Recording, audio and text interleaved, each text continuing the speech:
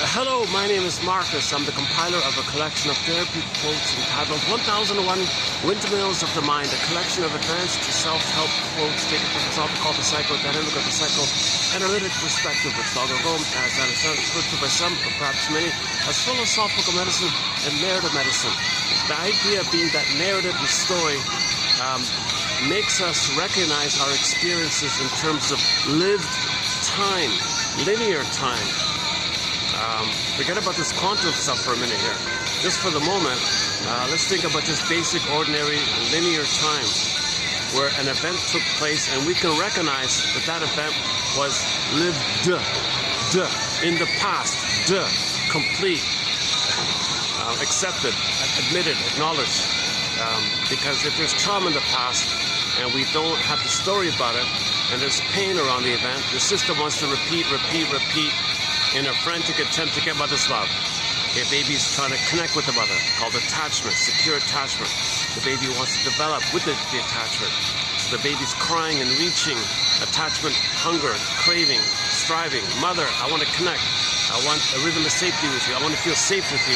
I want a relationship with you that I can record and keep it with me in my life. I want the memory of you soothing me so I know what it feels like to be soothed. Then I can accept good things in life. I want what's called the soothing interject, the holding interject, the internalized good object. I need this kind of foundation of memory and positive experience.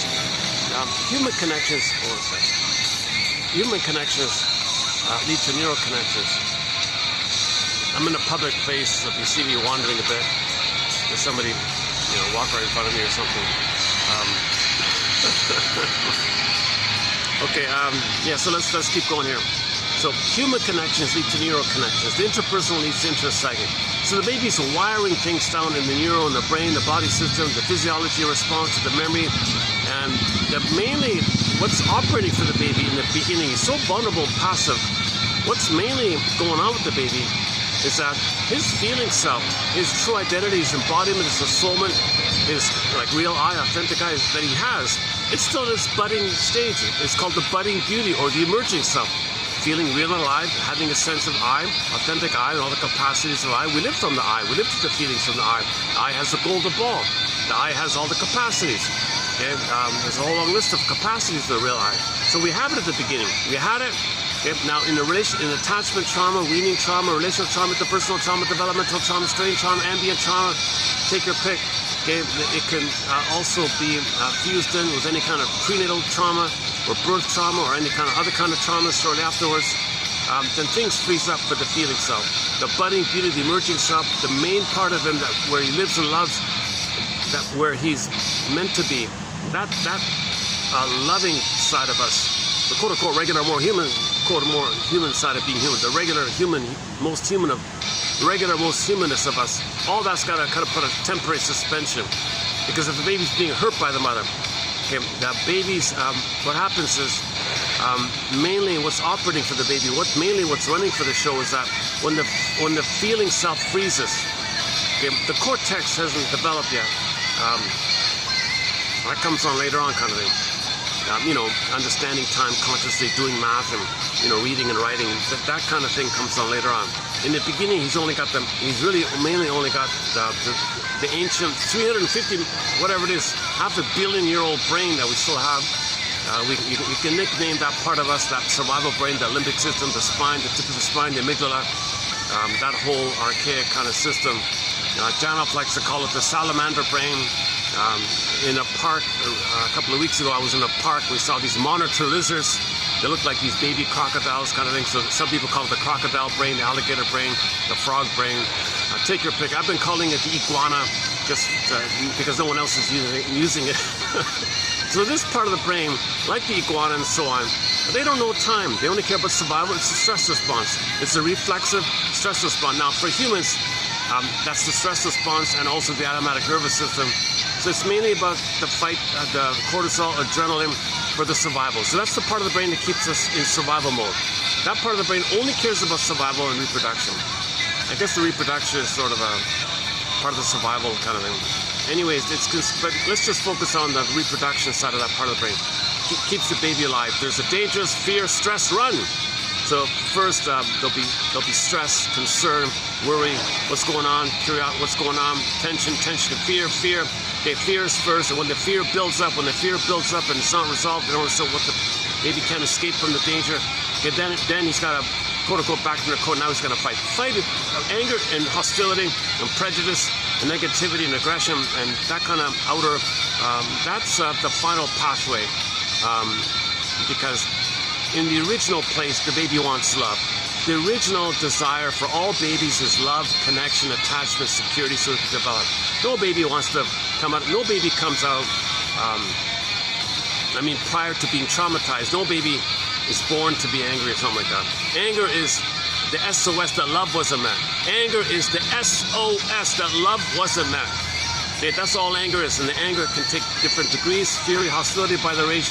You trace it back, even envy, you trace it all back, and the talionic, and the identification of the aggressor, all the forms of anger, whatever degree it is, it's still, they're all, to one degree or another, to one form, variation or another, okay, an SOS for love. The baby has an SOS.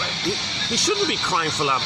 No baby should be coming out of the womb saying, "Mother, I'm in SOS mode here." Why? Well, the mother should be attuned. Mother should be there. Baby feels the continuous sweetness that he had with the mother, right? So in the uterus is blissful, Garden of Eden, Shambhala, Shangri-La, heaven, paradise, oceanic feeling, oceanic bliss. He's floating around like a king and a god, owns the universe. He's in a blissful kind of place. He's automatically meant, no time, no space, floating around. He's everywhere. So he's basically the paradise, Garden of Eden, etc. That's got to continue. Okay, that blissful oneness with the mother, that delirious euphoria, one thing I call it, delirious euphoria, or blissful oneness, that's got to continue for the first 4 to 5 months. The baby expects mother to provide and be there to allow that continuity of the bliss. Babies need an extended bliss from birth to 4 to 5 months. From birth to 4 to 5 months, babies need a social, interpersonal, womb-like relationship of safety called the rhythm of safety, mother-infant dual unity, 2 as 1, called symbiosis, merging, fusion. It's like a psychological egg. He had it in the uterus. In the water world, it's pretty easy like that. Mother doesn't have to do much. But when he comes out, mother's got to be a little more kind of mindful and present. She's got to be there physically. Let the baby sleep on the belly. The grooves are there. Okay, natural feeding. No betrayal with the bottle if possible, right? Loving gaze, rhythm of safety.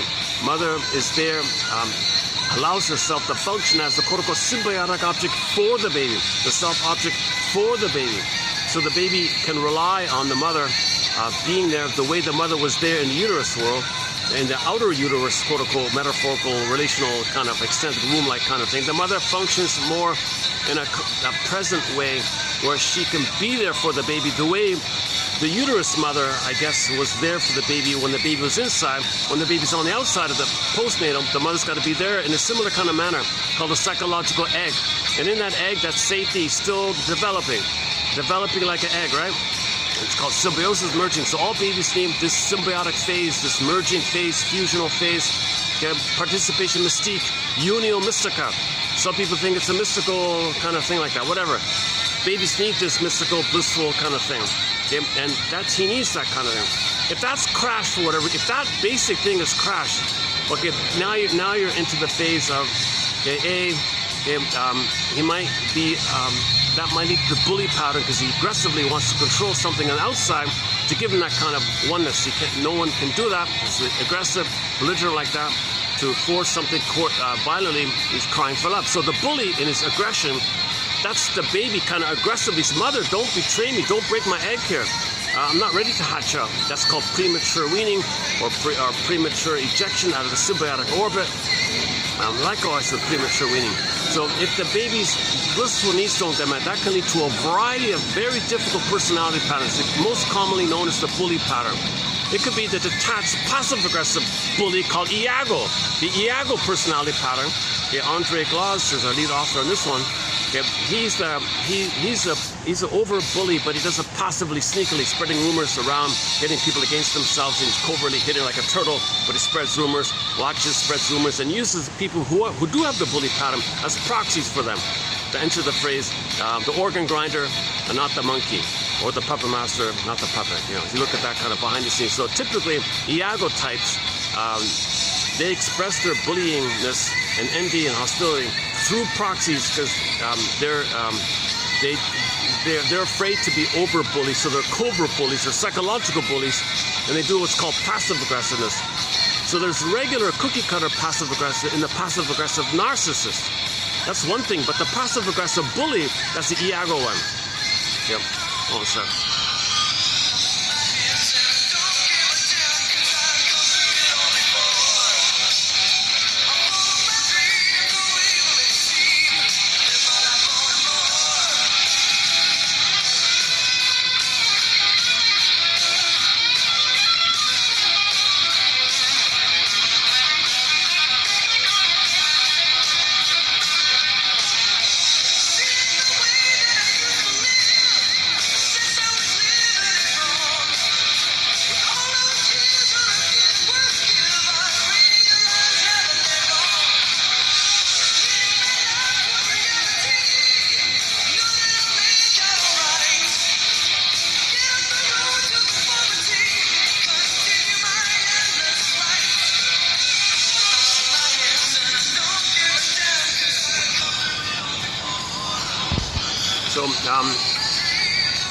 Okay, so that's one of the bully pattern, Iago pattern. Those are two of the stinger personality patterns under the umbrella of the stinger personality patterns, i.e. identification of aggressor.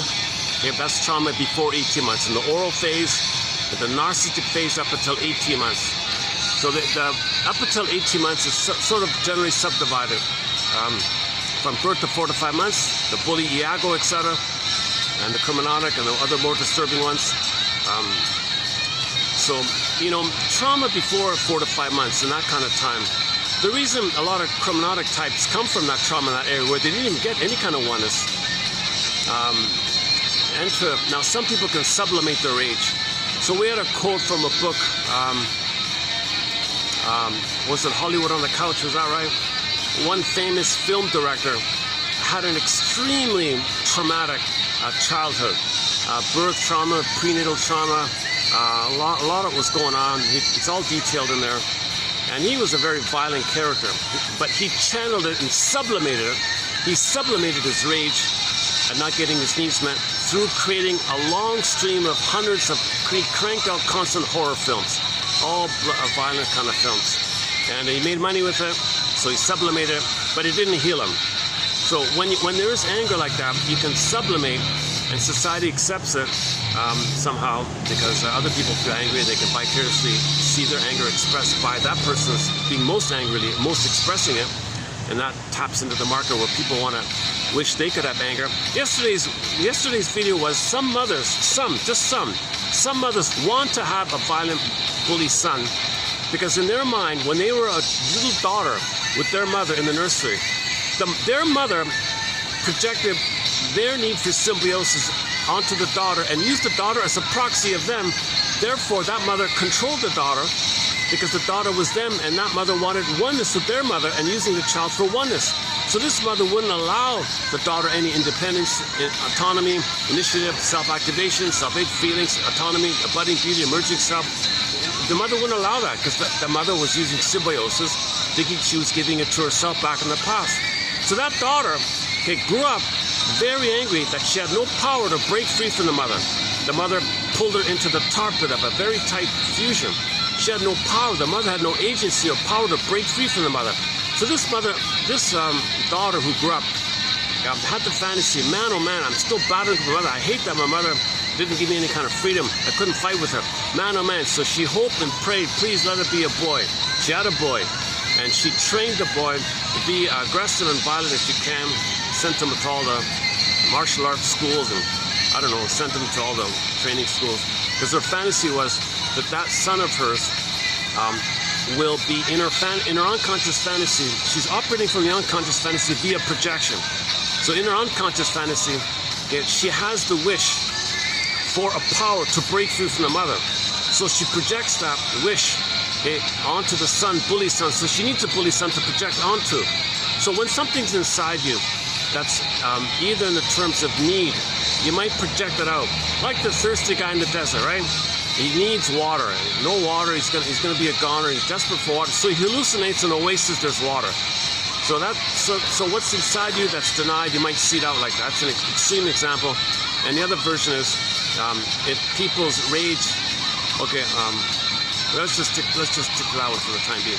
So the mother, so Lucy Holmes gave us a quote about this topic, that if the mother has a daughter, and the mother says to herself, you know what? When I was a daughter myself, my mother didn't give me fusion and oneness.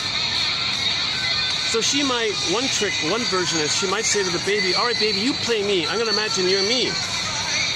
And I'm going to make it that you're going to be one to me, and I'll play the mother to you, but you're me. And I'm giving myself the oneness. Meanwhile, that daughter has no freedom to be herself. She's playing the role of symbiotic her, mother. That wasn't met. Now, sometimes the mother just says to the child, all right, you take care of me. I made you to find me, you mother me. So commonly, if the mother has a child, boy or girl, she just simply says, I made you to find me. So you take care of me, serve me, attend to me, be tied to me. And she can brainwash the child to take care of her. One of life's little, this is called childhood prectification. The mother didn't get mothering from herself, so she symbolically still searches for it symbolically through the kid, using the kid as a symbolic. Imagine, remember the projection? The need for a mother puts on the child and coerces the child, compels the child to play a role. And children always want to get along with the mother. Children will always sacrifice and compromise with whatever deal that's needed to be made for the child to get along with the mother. So the mother has all the power. She exploits the power in her unconscious need to get the mothering that she didn't get. So commonly, the mother herself, when she was a baby, didn't get nursed and fed and didn't get her needs met. Grows up, has a baby. Hey, my mother never gave me my blissful needs, and didn't see me and recognize me and soothe me and there for me and all that. And didn't she abandoned me and all that? Well, baby, I'm going to make it that you're going to fulfill the role of what my mother should have done.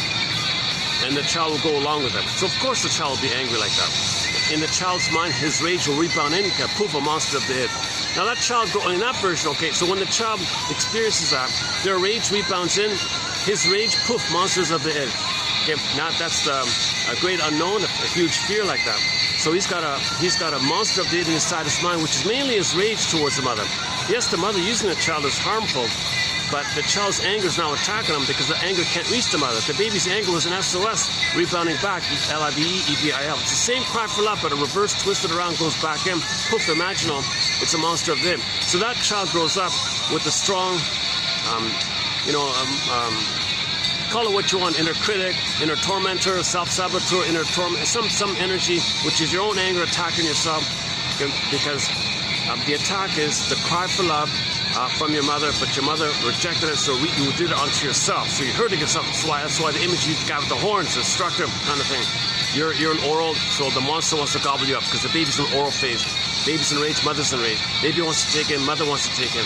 Condensation, okay, primary process, shake it up, condensation, poof, monsters of it.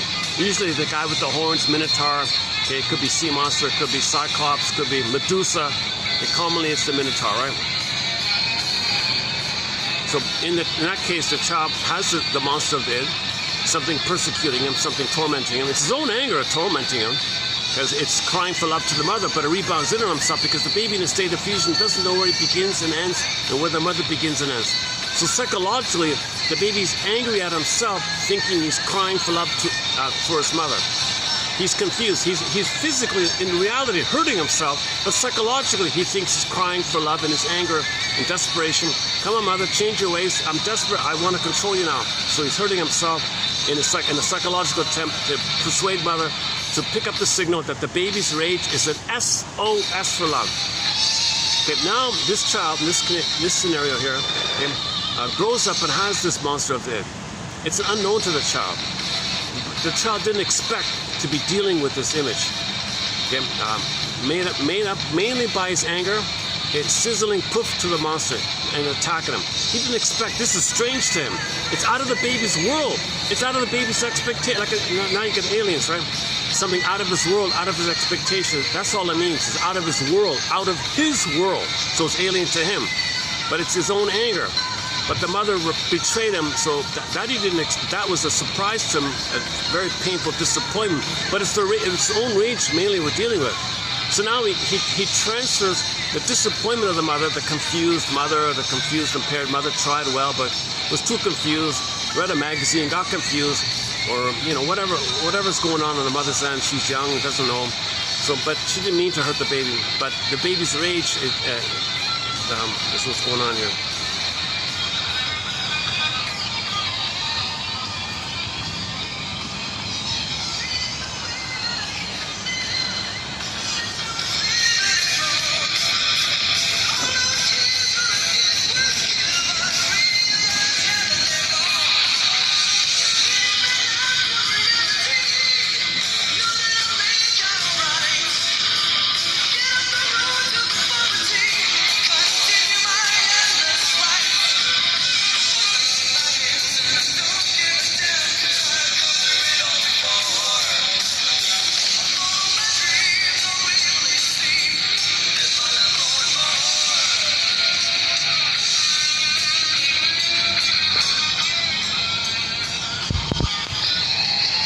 Okay, so what I'm getting at is earlier, when something inside you is so strong, you might see it on the outside.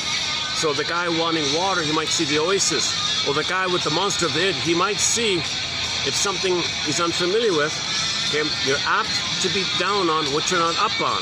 So if you're not familiar with somebody on the outside, you're not up on it, you're not familiar with it, fear of the unknown kind of thing, different language, whatever, okay, that can trigger. Okay, bing, bing, bing, bing, bing, Pavlovian style. You're conditioned.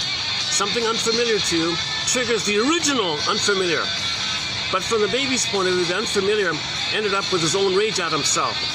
Now he's going to project the frightening image, and in a in a paranoid-like manner, think the benign person who speaks simply a different language, whatever, is your own anger attack on yourself. You think they're attacking you, and then that's prejudice. That's one theory on prejudice, where you're paranoid and project your own monster of the id onto someone who's unfamiliar to you. Now, if you know them and you're familiar with them, okay, that helps a lot. And typically, when you have this kind of projection of anger, you trace it back to the original fear. So prejudice means there's a thread where you loop it back to your old childhood fear, where you thought you were going to perish, that you were going to be a goner when your mother didn't meet your needs. It's immense fear. The fear, twisted thing, twisted around like a vine, like a knitting vine, whatever. And then you got the anger kind of thing. So anger in the present in the form of prejudice, hostility, or rude, sarcastic comments, whatever. Any kind of anger on the outside directed to whoever, you trace it back to the original childhood fear. That helps a lot, right? Now, if you know somebody in the present, then it might not trigger. Right? Maybe something else will trigger you. But okay.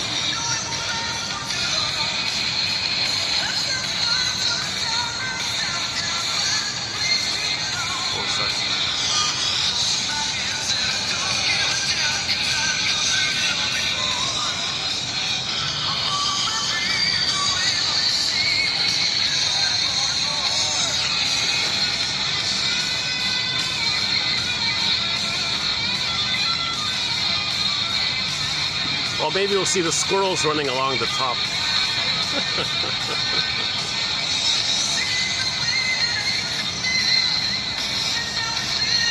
That might give me some views, right? If the squirrel came along, I might start getting more views on it. Just for the squirrel.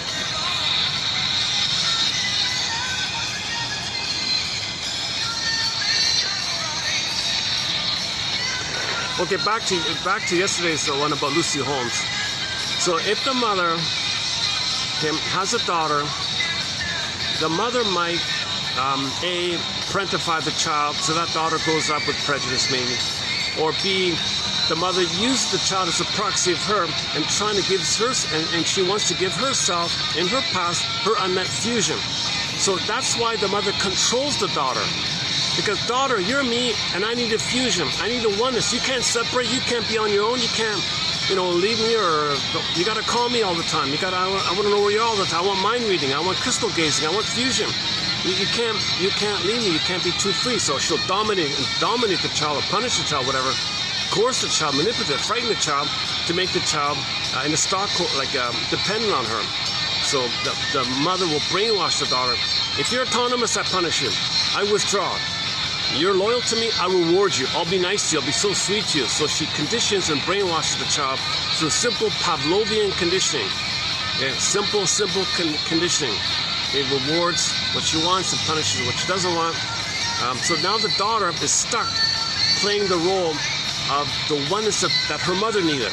She can't be herself if she's supposed to be her mother as a baby, trying to receive oneness from the physicality of the mother like that.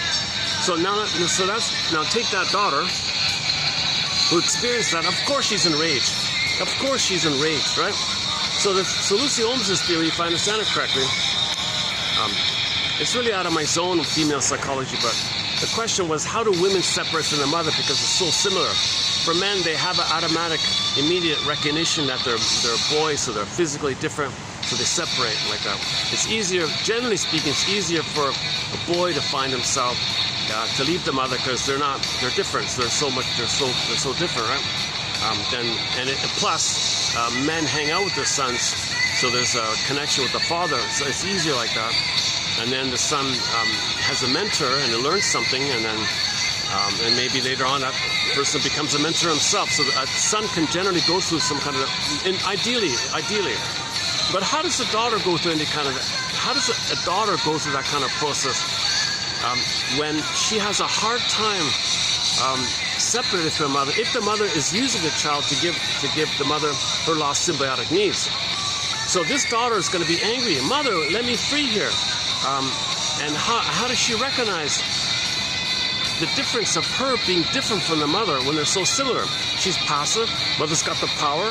They're both female like that. Mother's got the power. They're same, but she's much powerful. How does the little daughter separate from the giant mother like that? So she's got a real rage issue, a real anger issue like that.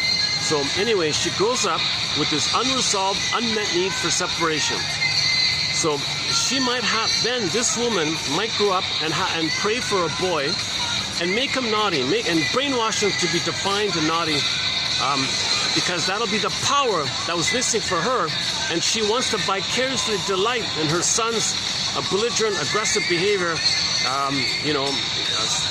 and then she thinks that in her unconscious model, in her theater, in her mind, she thinks that the son being belligerent, that allows her to fantasize, unconscious fantasy, that she is actually, that bully son is actually her fighting with the mother. Get back off, mother, see her power, I'm going to back off. So she wants the son in the outer world as a reflection of what she needs in the inner world. As above, so below.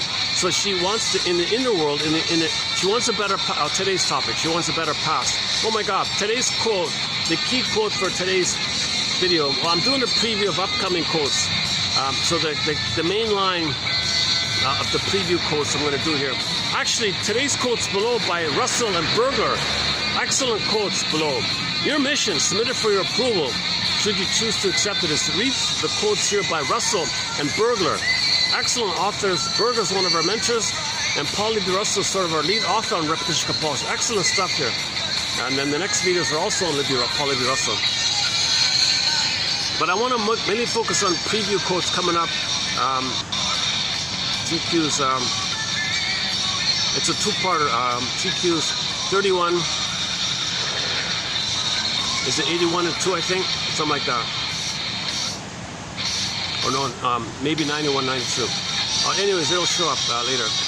So anyways, the main summary is a lot of dysfunction is that we have a hope for a better past. The comedian, I heard about it from the comedian Steve Behrman. He says, give all hope for a better past. Give up all hope for a better childhood past. You gotta admit that the theory is we want a better past. We want a mother's love in the past. So we're still in the past, dwelling in the past, afraid to be happy because then we didn't get the love that we should have received. So we always have the hope for a better past. And that's sort of that's sort of what keeps us in the past in an unconscious way. Now, in the past, to deal with the trauma, you develop the very defensive personality structure, which keeps you tied there. And you're afraid to be happy because that's being disloyal to the mother who's supposed to give you love, which would have given you a better past. So we still have a hope for a better past. Give all hope, give thee hope for, how to go again? Give, how does it go again? Give up all hope for a better past. A childhood past. So you gotta admit the reality of the past. and have a quote-unquote consensus that the past did happen. Can you accept that? And it's not just for yourself, it's for your parents. Enter family, Bert Hellinger. You got to think about the past of your parents and your grandparents, and can you accept everybody's past like that? So you got to identify all these things with the genogram, and including yourself, of course. And then that's referred to as laying the ghost to rest. You don't change the past, but you're going to change the effects of the past, because you're saying to yourself that you would be okay to have gone a different route I mean, you're laying down the okayness that you could have gone a different route had you been loved. So when you admit the thing, and when you admit what you should have received, and you admit the reality that you didn't get mother's love, and you admit that you could have gone a different path, that opens up the acceptance that when you are happy in the present, that's going to be okay in your unconscious. So you can develop and accept good things, because you're unconsciously saying it's okay to have taken a different path, which means in the present you can make better choices in correspondence to that missing road not taken, the proper path not taken. So you need to allow that okayness of something good in your life, because you admitted the reality. If you don't admit the reality, then you still have the hope like that. So we'll get there. Hold on a second.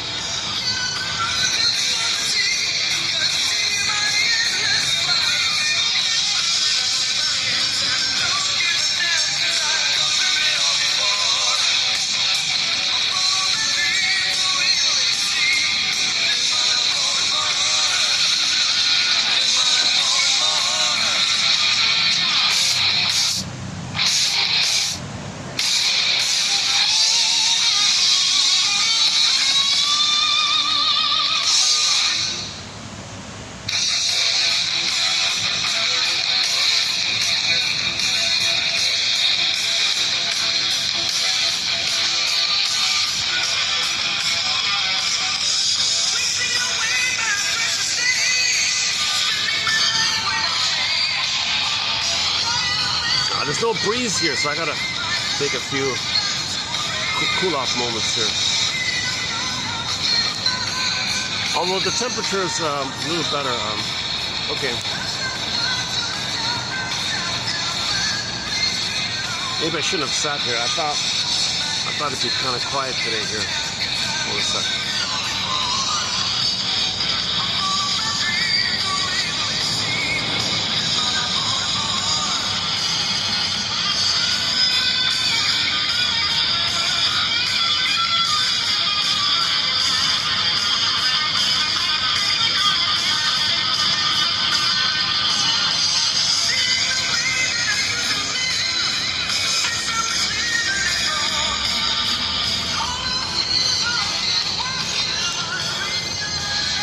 Yeah, so what I'm getting at is I heard an interview with Steve Berman, a comedian guy. He's sort of the self-help community's clown or whatever, quote unquote, really. So he goes around to the self-help conferences, for what I can tell, and he's the entertainment basically. So he gives sort of comedy routine from the psychology self-help perspective. So he makes jokes about therapy, that kind of thing.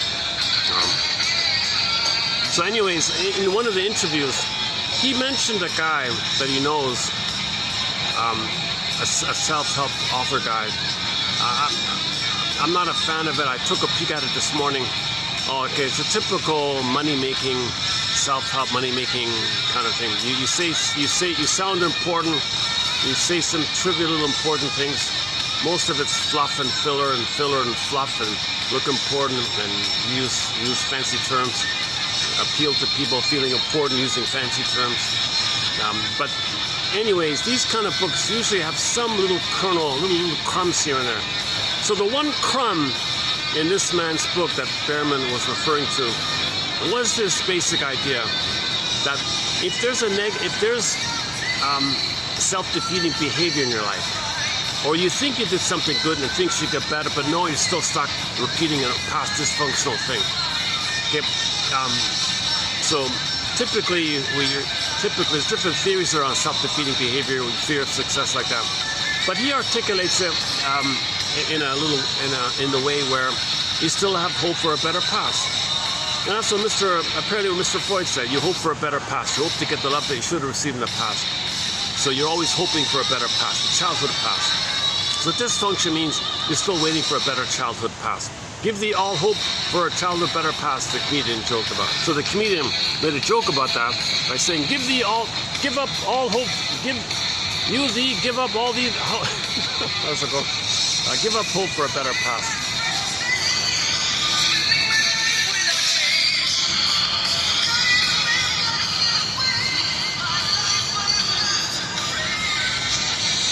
Yeah, so we'll read that today. Okay. So let's finish up with Lucy Holmes here. So the last video, the one before, I discussed Lucy Holmes here. Check out the past 2 videos on the work of Lucy Holmes from her book called Women in Psychoanalysis. So yesterday was chapter 7, about the groups a bit, about the group phenomena, and women's way of getting revenge, the Italianic getting back. See, women express their anger in a passive-aggressive way. So we discussed the 3 main ways in yesterday's video, and then the one before was chapter 5 about what we're talking about here. So once again, some. We're not saying it's always like this, but the theory is that some boys who are belligerent, rude, and aggressive, like that. Well, first of all, from their point of view, it's a jungle survival, but that's what the mother wants it that way, because she thought she was in a jungle survival with her mother. So as above, so below. So she creates a jungle mentality son because the mother felt, as a baby girl with herself, dealing with the mother, she was in a jungle fighting with the monster, the giantess in the nursery, and she's a passive, helpless little girl with this giantess, angry woman herself. So this is the perpetuation of this jungleism mentality. So meanwhile, in all these cases, the feeling self, the princess, the ensoulment goes frozen. Echo turns to stone. Ruth opens up, his cord gets pulled down. Rapunzel gets locked in her tower. Snow White's in a coma in a box. Okay, or the soul of the princess morphs into a bird and flies away. Morphs into a fox or a deer and runs away. Okay, so in other words, the imagery means your budding beauty, your embodiment, your feminine, the yin, the beingness, the feminine, the soul princess representing that. It's kind of away from you. So it's unavailable to you. It's been exiled. So so another variation is the pin goes on the collar, and the byproduct of the loss of the exiling of the soul is the pin goes on the collar. Under the collar, flat affect. Emotional body goes flat. So that's called flat affect, apimolexia. No feelings for words, electrothymia. No words for your feelings.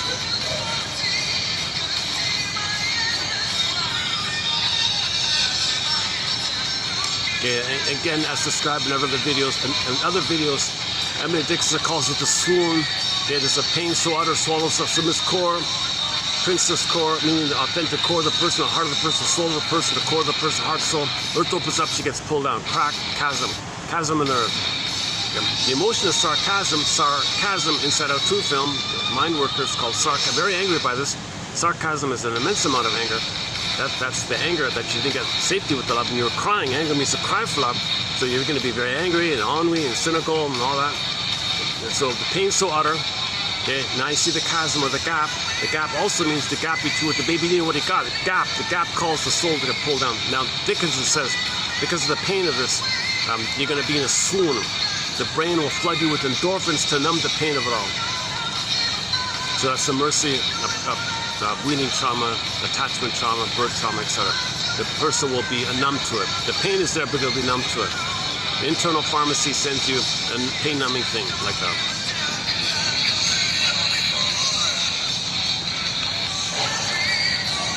Okay, just quickly, yeah. So the first thing the baby does is send away the soul. Pin goes on the collar or the swoon. Okay, the baby does either or, thinking to organize the chaos with the mother. Okay, she meets the goddess. Mother's hurting him. Things are exaggerated. Goddess, a demon. Heart self-representation. He's defective, unworthy, unlovable, no good, and all that. He's in hell, shame, burning, biting feeling. Okay, and the mother's the goddess, and he's special on that side. You got the two sides like that, either or like that. So the baby creates either or to deal with the chaos like that. Baby can't understand the mother's one person, a whole person. He's a whole person. In his memory system, in the internal working model he's laying down, he can't think in those terms. He doesn't have any broader reality that mother's maybe confused, maybe she's hurt, she tries a lot. Baby can't do that kind of confusion. He needs blissful perfection in heaven and paradise. If it's not, click, it goes to hell. It is heaven or hell for the baby. It's going to be like that because he can't understand both and. He can only do either or. So babies will do either or. Now now he's tied. He needs a mother, but the link to the mother is his rage at the mother. But the rage of the mother is rejected by her, so it rebounds him. His rage puts him to a monster attacking himself. They enter psychic masochism. Now, to deal with the pain of his own anger attacking himself, okay, he's got to sugarcoat it. The pain's still there. The pain pump is still there. The cortisol is running. The adrenaline is running, and the dopamine is running. Okay, so the set points in the brain are too high. The set points in the brain of cortisol, adrenaline, and dopamine for the chase are too high. Okay, that, in correspondence, the safety and the love are too low. Oxytocin, serotonin, the set points are too low. Now he's revved up, stress, fear. Dopamine says, go look for mother. So now imagine a set point being too high like this. The dopamine is there to chase for mother. But finally you're out of the nursery. How do you chase for mother? Well, symbols of mother gives you hope of mother. No, Almond Paul says no. The symbols of mother, okay, smoking, drinking, cigarette, material, money to buy, greetings to buy, material, new this, buy this, any kind of material. Usually it's money, material, food, drinking, smoking, whatever you associate the subject can come for you. It's not really mother. It's a symbolic mother to think it's fake mother or symbolic mother or ersatz self-object to trigger. You're trying to trigger yourself. What you're doing in pain, Almond Paul in an excellent book called Narcissus in Wonderland says you're going to try to trigger the good old days of the mother. So find something representative of the mother to trigger when you had mother, even if it was just in uterus. And if you can trigger those old good feelings, those old memories, you'll release and blip up safety and love, which will be what you're looking for. And now you've got cortisol and love and safety higher than the stress. Okay, but that's a blipping phenomenon. So you blipped up above it. Okay, but that's just a blipping thing. So you blipped up safety, oxytocin, love, and all that to be higher than the painful ones. So you feel safe and loved, it's okay. So you had your comfort food, you feel better for the minute. Yes, there's a practical physiological element because the concentrated sugar tells the brain you're safe by the surplus food, so you might get a release of serotonin because you're safe with the extra food like that. That's a part of the physiological immediate effect. But mainly it's about the fantasy of triggering the blissful one, because it's got to be more. You need enough of an ability to get the serotonin or oxytocin blipped up. That's over. Oh, it's over. Forget about, I don't like the teeter-totter metaphor with Miss Lemke. Just think about trying to blip up enough positive chemistry that's above the set of the stressful one. So you blip up, it's over. It goes down, the stress is there, you've got to blip up more. So dopamine says chase for more triggering devices to blip up the good old days. Okay, so now you feel better. Okay, that's just a blipping up. It's not a set thing because the set points are too low. You're just doing a trick. Okay, cookies and all, that's a trick. That's a tricking kind of thing. Emotional eating, that's a trick. It's not, you're not getting mother's love in the past. You're not changing the neural wiring. Things are set in trauma. So, hence the dependency in the addictiveness of all this stuff. So most of these things like joking, smoking, drinking, oral fixations, overeating, and gambling, and promises for love and promises for this, and things that seem alluring and promising, enticing for love. Okay, all these things are kind of addictive because you're dependent on something to remind you of bliss with the mother, to blip up the oxytocin, serotonin, to get it above the pain we're at. So all you're doing, the reason there's so much dopamine, the dopaminergic mind, the dopaminergic brain, is you got to chase for hope. Now, when we say hope, we mean the hope of dope, or the hope of hope, or the hope of dope, one of those two, John Hoppe says. And you're dependent on this. You're dependent on triggering up some good chemistry to not feel the painful chemistry. You want the good chemistry above the painful chemistry. Like a bit momentarily like a scale, I guess. So now you're dependent, because if you don't do that thing, now you're going to feel the stress of it all. and they're going to have a panic reaction. They got to do desperate things. So people are more manic. So they got to find more excuses, and the cortex gives you excuses, gives you cover.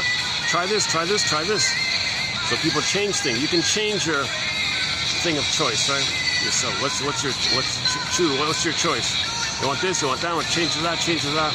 So you always hope something new. That's why you need novelty, something new, so you can symbolize the breast again, the fake breast. It's an addictive trigger mechanism. They call it an ersatz self object, an imaginary symbolic thing that you can project the need for the breast onto the symbolic thing, so that it can trigger the time when you were one with the mother.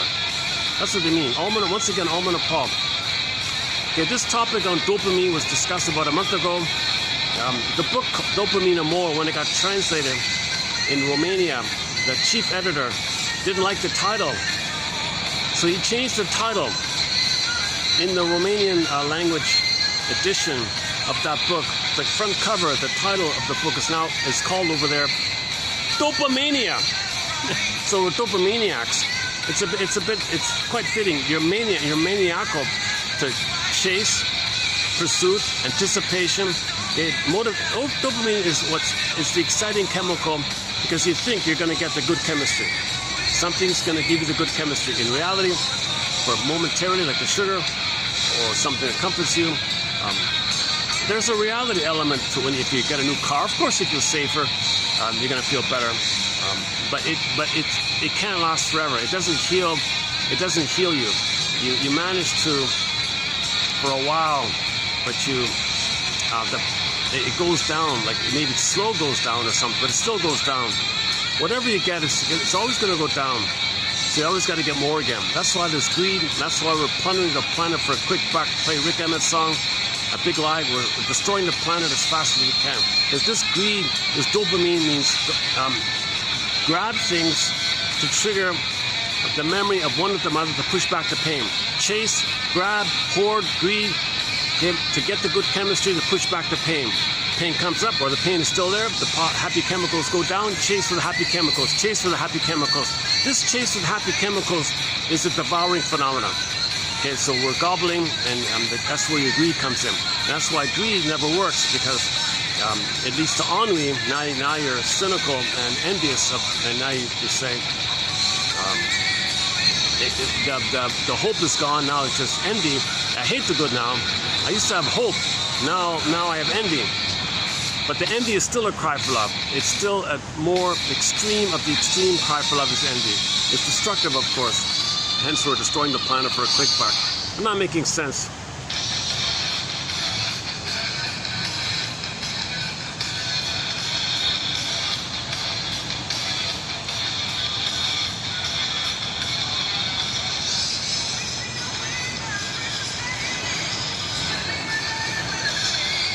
Let me take another cool off moment here. Hold on a second.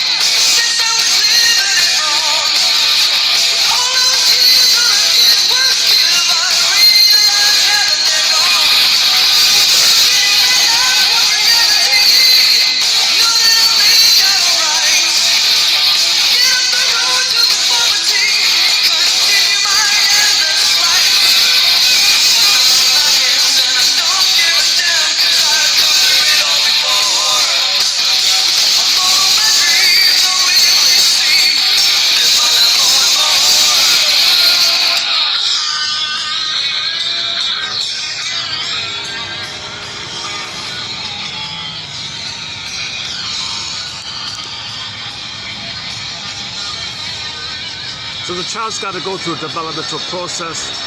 to maintain his budding beauty, his feeling self, his ontological self, his feminine element, the feminine principle, I feel therefore I am, and all the capacities, the ability to mourn, empathy, ethics, morality, virtue, Freud and Freude, okay, pleasure, and other people's growth and happiness. You have pleasure yourself.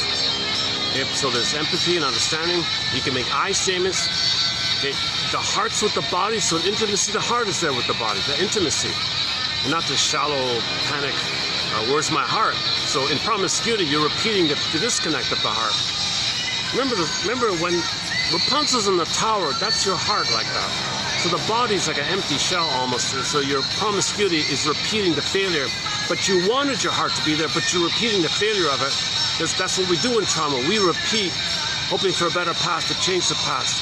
So we still have the hope for a better past. Repetition compulsion means you have the hope for a better past. You're trying to get a better past. Repetition compulsion means you're living in the past, hoping for a better past, so that you can resume development.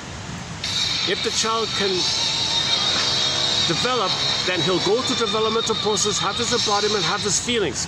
Repetition compulsion means you want to develop. You want safety with the mother. You want to develop, you don't have your I, and all the capacities of the I, where you can live and love and all that. And there's a lot of capacities with the real self described by Masterson. Another one of our mentors, James F. Masterson, in this excellent book called The Search for the Real Self. Should we take a break with the... Okay, let's just leave it there. Let's take a break. That's Santos, by the way, in the background. It's a hard-to-find track. It was a bonus track off his Best Of compilation CD. So Santos was a classic rock band trio in the 80s and 90s, only 4 albums. And in the year 2000, they put up like a greatest hits compilation called Cold Fusion. And they added 2 bonus tracks. That was one of them, called Life in My Hands. Just found it about a week ago. I've been playing it now. No, it's the second time I've played it so far. He's one of our, Rick Santos is one of our musical voices, and Zana Zane, and songs from all around the world. We got an amazing soundtrack from songs from all around the world, genre, opera, you name it. Indigenous, a lot of great indigenous singers. Yesterday we featured Tracy Bone, an Ojibwe singer. Okay, yeah, it's a little better this way. Okay.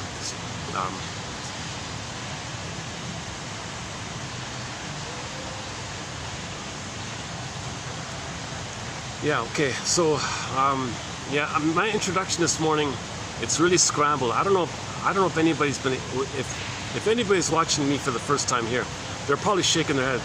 Which way is he going? He starts on this path, goes on that path. So this has been a real scrambled introductory kind of part. So let's maybe let's offer a little more. Let's slow it down a bit. So the baby's born a body called his budding beauty emerging self.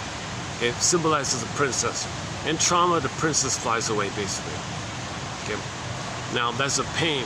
So the swoon, or the pin in the collar, the numbing thought affect, alexithymia. Now you're not feeling real and alive. Your life force is dedicated to the loop of the memory of the trauma where mother failed you and hurt you. Okay. And we just mentioned 2 of the reasons why a mother can fail a baby. Either A, she's using the daughter to be a symbiotic oneness fantasy figure that the mother needed, that she should have experienced when she was a child, and makes the child be her, so she compels the child to be one with her, thinking the child is her, getting her unmet oneness needs. So she's not being seen, she's being used in that way. Okay. Or B, she said to the daughter, you nurse me and take care of me, and you parentify me. Okay, that's the second one. And the third one mentioned, if it's a boy, then she may say, you be belligerent and fight with the world, because the world's mother, and I see the world as my mother, and I want to separate from mother, so I want you to rebel against the world, because I want to rebel against my mother. I couldn't rebel against my mother, so you please rebel against the world, okay? That kind of thing. So those are just 3 of the many cunning tales on how a mother uses the child to meet her needs or deal with her trauma, address her issue. So commonly, she shames the child in an attempt to know that she had been shamed. She is angry at the mother, so she'll see the child as her mother and express her anger at the mother. Can you believe it? So the poor child is really being used and scapegoated like this. So it's really kind of sad that so few mothers can meet the baby's needs. They're so in much pain of their unresolved pain and trauma, and they want to work it through. They're in a privacy. No one can see them. No one can interrupt it. Society provides the flashing slogan, mother knows best, so she feels immunity. She can do what she wants. No one understands it. The father's out of the picture. She feels the total right to do what she wants. And she takes that power, and she's in a compulsion. She's in pain, and she's in compulsion. She wants to get a better, she has a hope for her better past. So she recreates in the present in an attempt to get a better past. Okay? So she might, in an attempt to get a better past, okay, she wants to change her mother. She wants the mother to provide a better past. So she wants to communicate to her mother so the mother can know that the mother failed her. So she says to the mother in mind, "Mother of mine, you failed me. I'm going to tell you this. You see my baby here? I'm going to play my baby in the role of me back there. I'm going to play you. Watch what I do. That's what you did to me. I'm going to fail my baby because you fail me. I'm you. The baby's me. You fail me. And my baby's me and I'm you. So I'm going to fail my baby because my baby's me and I'm you. I'm showing you what you did to me. I'm going to show the world if I have to. I'm really angry at what you did. So please change your ways. I want a better past." So the mother might use the child to recreate, to communicate to the mother in the mind in an attempt to change the mother in the mind, in an attempt to have a better past. Okay, enter today's quote. Forgive thee all hope of a better past.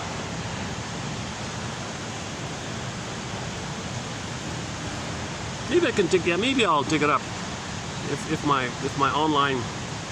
online internet package is still working. I'll sometimes it expires on me. Let me see if I can dig that up. But anyways, I'll read it directly. I'll read the quote directly that's Bergler was referring to. So it'll be covered there.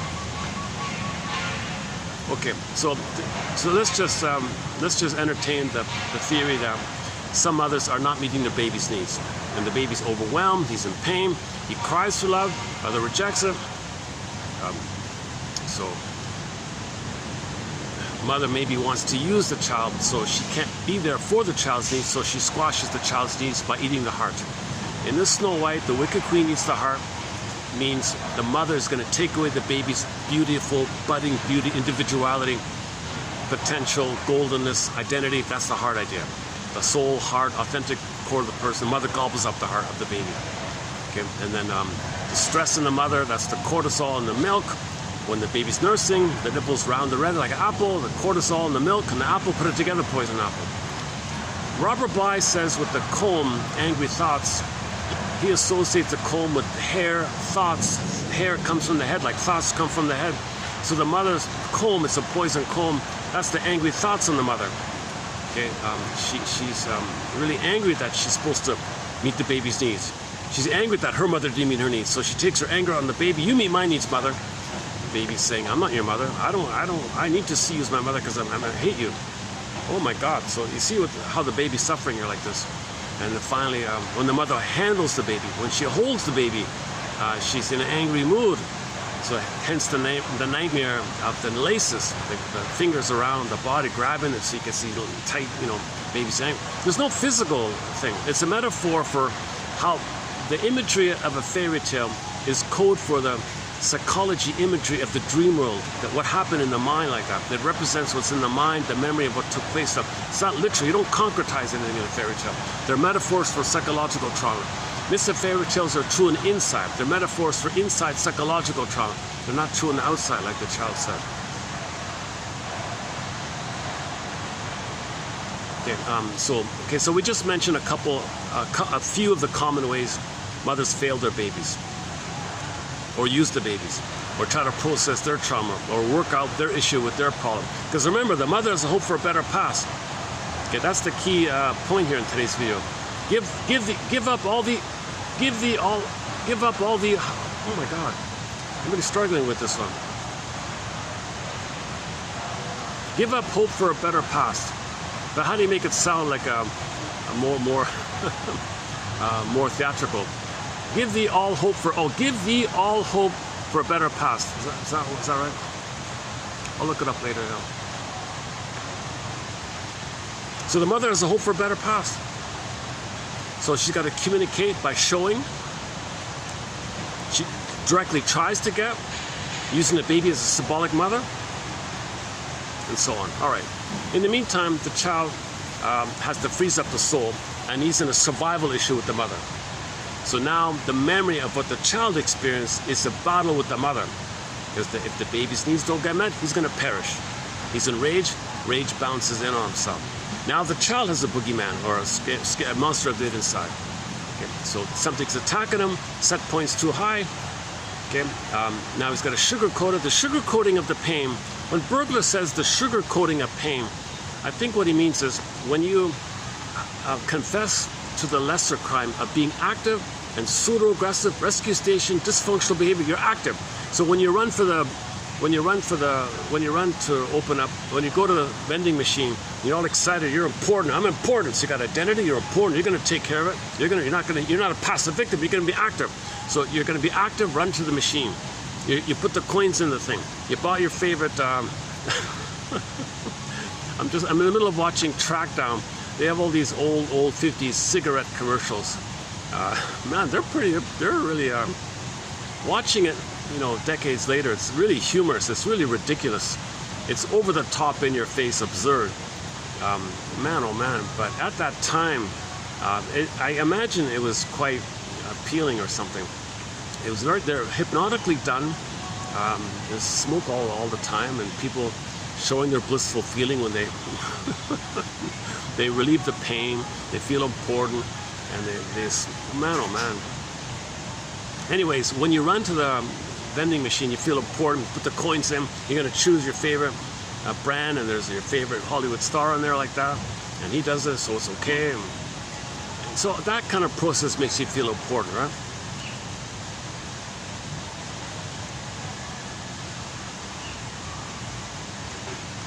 Okay.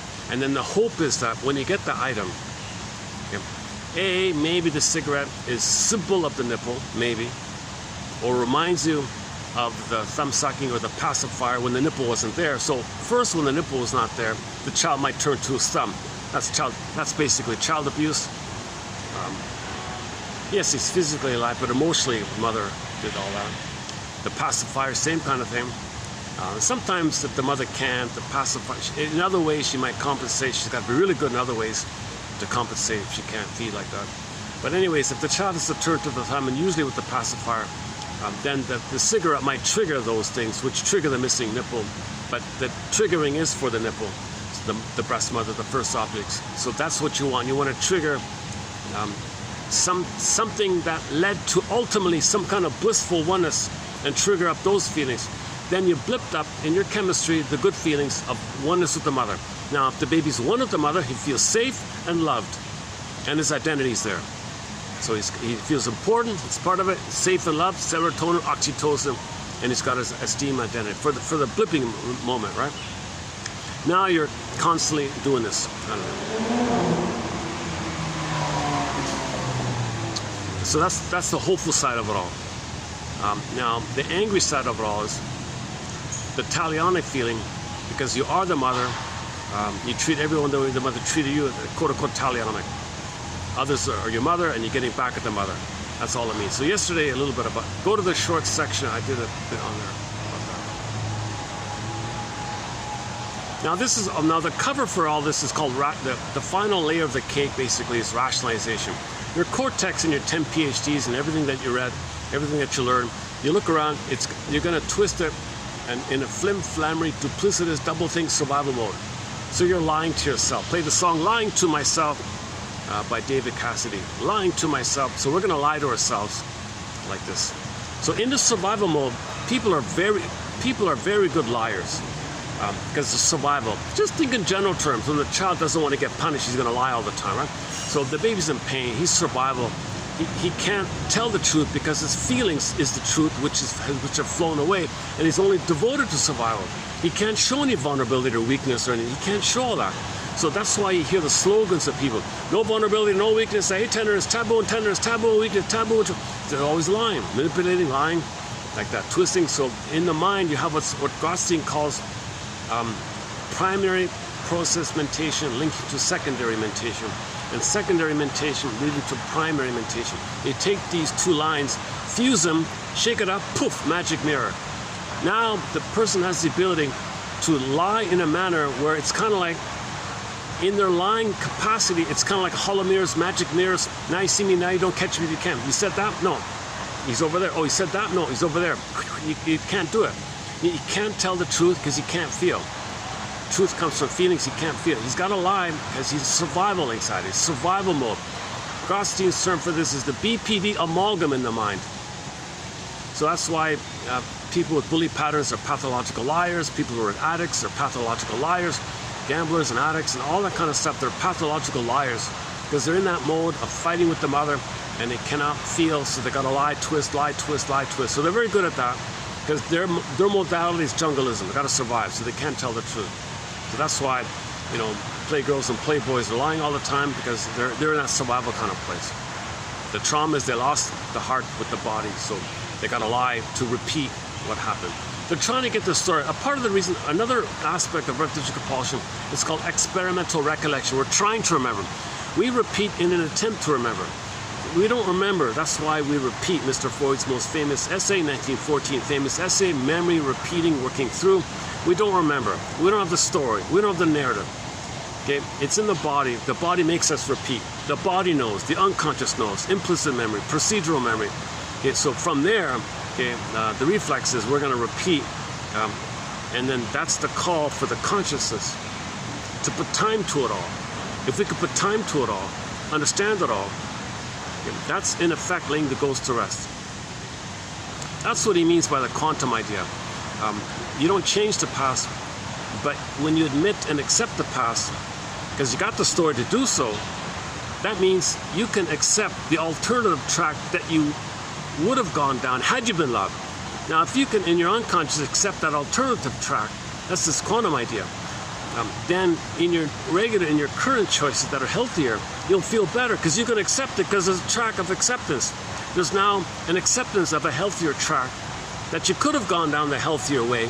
If you accepted the trauma, then you can accept the healthier way. If you don't accept the trauma, you don't accept the healthier way because you're stuck hoping for a better past. Get it? Do I get it? Oh, the coffee is strong today. Sometimes when I'm excited when I talk, because I'm not really a caffeine drinker, so sometimes. Okay, I'm making an excuse right there.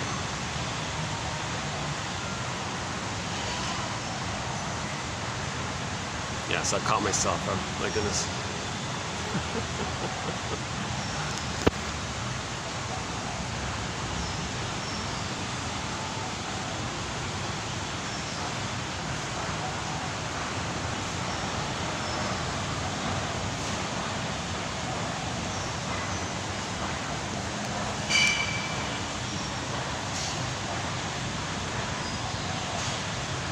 Okay, where are we here? Okay, let's just go to the quotes then. Okay, hang on. Let's do this then. Okay, so I'm going to preview 31, 91, and 2. It took me 2 pages to get it in. Okay. I'm tempted to let the phone just read it out. Most of the book, his book is just a mishmash of other people's ideas like that. So I'm just focusing on this point here. So even a broken clock is right twice a day. This is very typical self-help books. A lot of mishmash, but you might find the occasional accidental helpful point. You got to select that. That's a very common thing we're doing here. So he's part of the money-making, self-help movement scam kind of thing, in my opinion, basically. But it's a huge irony because a lot of these self-help scam gurus, they are disseminating some crumbs. They got to appeal to you some way. They got to hook you in some way. They got to throw you a crumb to hook you in, to fool you, you know. So it's like a bait and switch kind of thing. So just gently pluck out the bait and ignore the hook. So here's the juicy bit. Hope for a better past. Forgive thee, all hope for a better past. Is that right? Forgive thee, all hope for a better past. Does that make sense? Okay, hope for a better past. One of the most curious features of human beings is their unconscious but persistent hope. Martha Stark calls it relentless hope, persistent hope. We mean this delusional hope that some cookie's mother's sweetness in the past, or some girl who reminds you of the mother is going to morph into your mother in the past and give you the love that she should receive. This relentless, unreal hope here.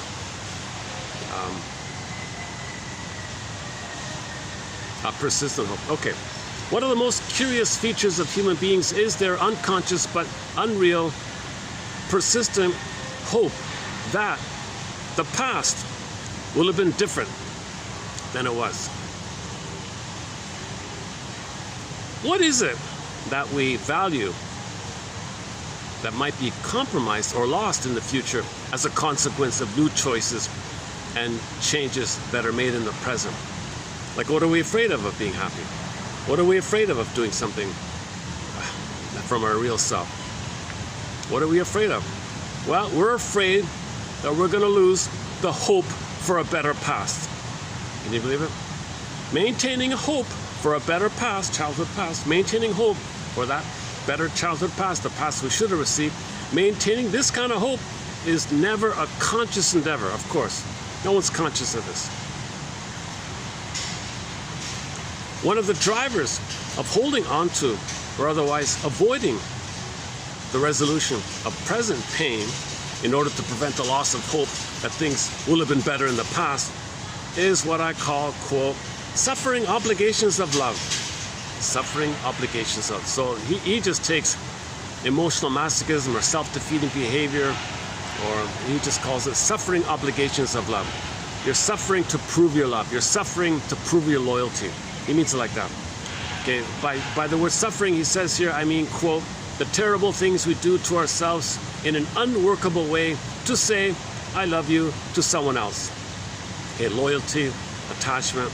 Okay, as far as we know, humans are the only ones who use this kind of emotional suffering to communicate love. And the only creatures who compromise their present and future well-being in an effort to improve the experience of their forebears, their mothers. So we think that if we're dysfunctional, we're giving our mother a happier childhood. Something like that, basically. We think that if we're dysfunctional, we're trying to heal our parents, fix our parents, give them the love that they should have received. And we're loyal, we love them, they love, it's considered a form of attachment. When they say love in this context, it means attachment.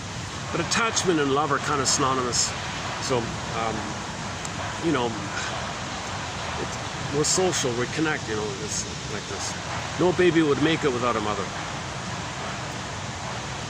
It's a mixture of need, attachment, genuine love, cosmic love, whatever you want to call it. As far as we know, humans, okay, we did that right. If our pain diminishes, so if things get better, let's say, okay, enter Master's axiom, self-activation triggers abandonment depression, which leads to defense. Similar idea. If our pain diminishes, we have the bad feeling that we're abandoning the ones we love. Abandoning them in their present and our past. So we unconsciously find ways to maintain our pain by arranging things so that our own lives will not improve until theirs do in their present, which of course is impossible since it is our past. Yeah, okay. Right? So this is, once again, Morton Keeson describes it as you're dysfunctional because you're protecting the mother, hoping the mother to be happy because you love her and you want her to be happy. And you feel guilty to leave her, and then she'll be miserable because she used you in her hope to be happier. She used the child. So if the child breaks free from this, it's felt like you're breaking this invisible loyalty, this invisible collusion like that. Or on those occasions when we cannot avoid some improvement in our own experience, we can still accomplish most of the same outcome by arranging to feel just as bad as we always have, no matter how much things get better. Okay, so you win the lottery or something, you might make it inside that you still feel unhappy. So that's why it's kind of surprising. Right? I don't know. Hundreds of millions of people are multimillionaires now, but very few of them are happy, right? Something like that. Almost 1 billion people are multimillionaires, right? With their house value and all. I mean, with the real estate assets and the house value assets and all that. Somebody said if you add up all that people's assets, most people in the plunder side, people who participate in the aggressive pillaging the plunder side, right? They're all multimillionaires. The 80% are suffering to reflect the inner suffering of the plunderers, as above, so below. Seems to be the 80-20 rule kind of idea. So the most traumatized of the most traumatized feel the most poverty, debt, guilt. So they put others' debt, guilt. Okay, the 20% most plundered, so they plunder outwardly to reflect the inner plundering of the soul, as above, so below. Okay, that's a whole topic. It takes 8 hours to run through that topic. Let's just go back to this one here.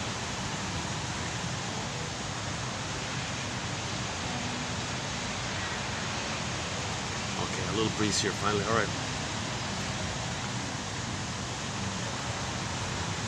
Of course, when the disparity between how bad our lives feel and how good they actually are gets to be too inexplicable, we might feel confused here. So things are very good for them. They're magically a millionaire. They did nothing. They're a millionaire. But they're supposed to feel bad to be loyal to the mother. So they might feel really chaotic like that. And maybe if it's too much, they may do something self-defeating to make it more sense. I don't know. All right. So they might get sick or something. So they suffer with the physical illness or something. All present pain that has come from past trauma is coded as an indication that the trauma isn't over. When the trauma is not over, because we continue to feel its negative and awful effects in our present, then the strategy isn't over. As long as the strategy or quote-unquote game is not over, there is some hope that the outcome can change. As long as the outcome can still change, there is a possibility that we and the people we care about can still be happy, whatever that might mean. And this gives us hope. A real and lasting solution to our pain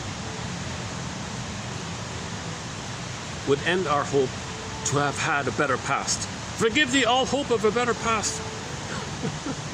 I gotta dig up that line. Forgive thee all hope of a better. And the interviewer was also laughing when Bergler said that. Bergler is referring to what I'm reading here. That's why I found this. A real and lasting resolution of our pain would end our hope to have had a better past. And this ending or loss of hope can feel unbearable. One way that the suffering of love maintains past pain in the present in service of a better past is by fixing things up so that again and again we fail to change. So you're going to manufacture, orchestrate, misuse situations, choose, provoke, entice, recreate, uncannily manufacture, orchestrate some kind of disappointment because that's your ties that bind, that's your loyalty, and you hope for a better past because you're still tied to the mother so you can have a chance to fix your mother, so you can have a better past.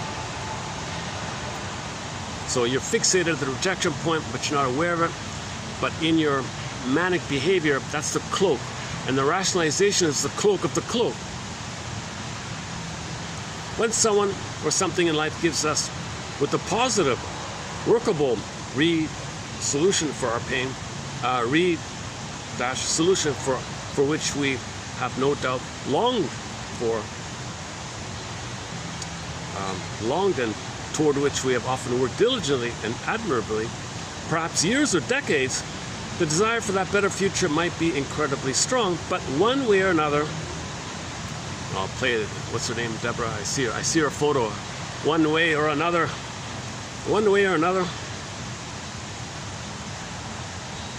Deborah something, right? Deborah, whatever. Deborah. It's either Henry or Harry or something like that. Deborah something. One Way, yeah, that's a catchy song. She's got a very, that was a big hit of her, one of her biggest hits, right? One Way or Another.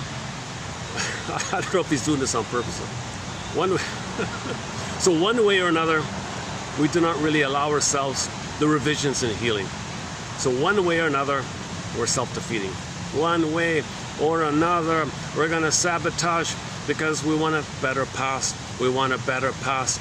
We want a better childhood past. So one way or another, I'm going to fail and disappoint. I'm going to recreate one way or another because I don't want to give up hope to have a better past, to have a better past. I have a hope for a better past. One way or another. Sorry, I can't sing, sorry. Don't you hate it when people sing? Behrman was singing once, oh, don't do it, don't do it. Although one of his songs is okay.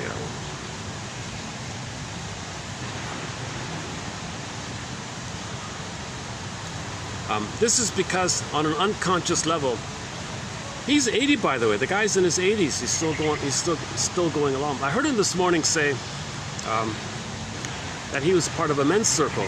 I'd love to join his circle, but they booted him out because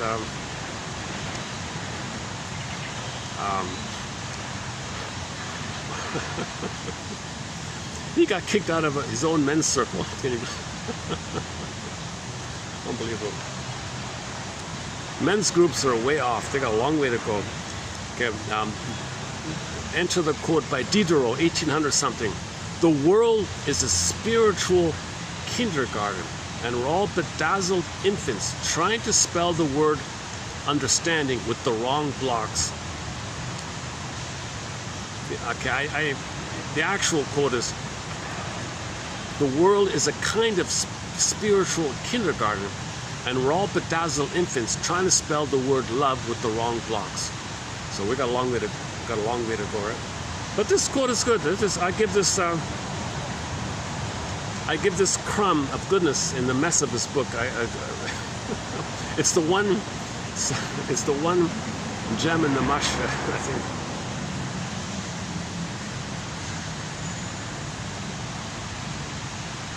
See, this guy's all over the place. Then he'll start going to the New Age woo-woo things, you know. He said he studied with that Carlos something guy. He said he studied with Bert Hellinger. That would have been really interesting. I wish I could have gone to a Bert Hellinger family constellation process. But that really, he's really on the edge like that Bert Hellinger guy. We have a few quotes, not too many of his. Not many people can do what he claims to have done.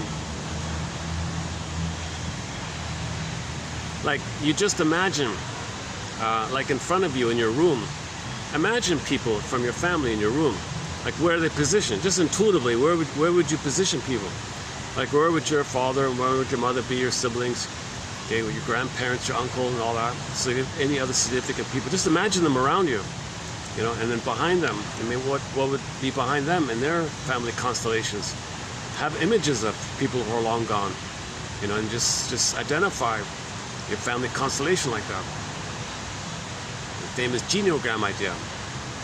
In order to accept the past, to live in the present, you got to identify the past. So one way to identify the past is to do this kind of spontaneous, just free association. In the room here, where's your mother? And where's your father? Where's him? Where's their? Where do you think on that, from your father's point of view, where's their family like that? Just freely, just guess it, just spontaneously come out. Some people say they claim they feel a lot of relief. Oh my God, oh my God, oh my God, you know. And then the theory is we're trying to heal the whole family system. We play a role to heal the family system out of love for our family, like that. Things like that. Bert Hellinger. Family constellation theory. Okay, back to this one here. This is because on an unconscious level,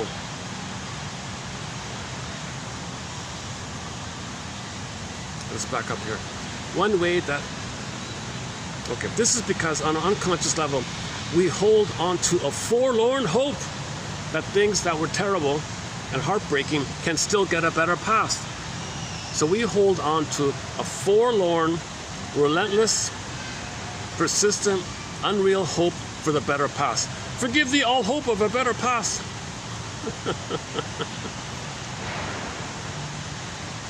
That'd be a good app, huh? Like that'd be a good thing to have, like a little icon on your phone, and a voice comes up. Forgive thee all hope of a better past. So whenever you have a fantasy, so whenever you're doing something dysfunctional on your phone, let's say, forgive thee all hope of a better past. Like you're gonna go to a website and buy something you don't need. Forgive thee all hope of a better. Because this is because on an unconscious level, we hold on to a forlorn hope that things that were terrible and heartbreaking can still get better in the past, so that they won't really have happened the way they did. So he's basically paraphrasing Mr. Freud there. In another example, hope for a better past can be hope for justice. The words that describe how this works are these. Attention, all you people who hurt me in the past. Attention, okay, mother, father, when I was a baby, you hurt me in the past. Attention, you people. Attention, parents of the past. What you did to me was really wrong. It was really wrong. And my humiliation and defeat and shame at your hands was really harmful to me. And so much so that I will never let the results of all that change. If I allow myself to be happy, I am just saying that what you did to me was okay. And I will never give you that. My life of misery will be my personal statement, affirmation, memorial, he says here, a perpetual indictment that will point to your guilt for all to see. I want to show you up. I want to expose you for all to see your guilt. My suffering will be a monument to how you failed me. I'm going to show you up. I can't be happy because that means you were okay. I can't allow that thought that you think you did nothing wrong. No, you did something really wrong. If I'm happy, that implies that you were not so bad, but you were bad. I can't be happy because that's getting you off the hook. I'm in too much pain to give you that. Plus, you might even take credit. Okay, enter the quote from the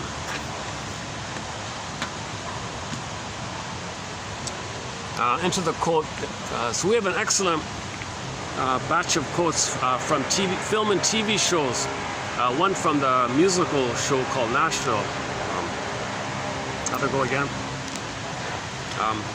So this pop singer, country singer like that, young lady, is very famous and all that. But we see that her mother was a very depressed, gloomy, miserable mother.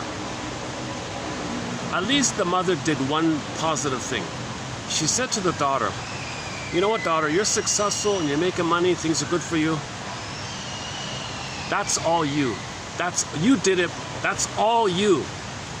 Not because of me, no way, it's in spite of me. You did it, good for you, you did it.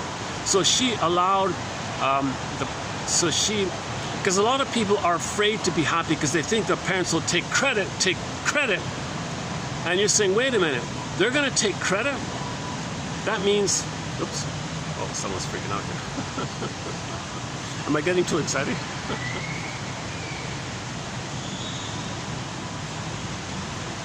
Someone just gave me a startled look. Maybe I was talking too loud or something. Okay, so what he's saying is, some people don't want to be happy because they know, damn it,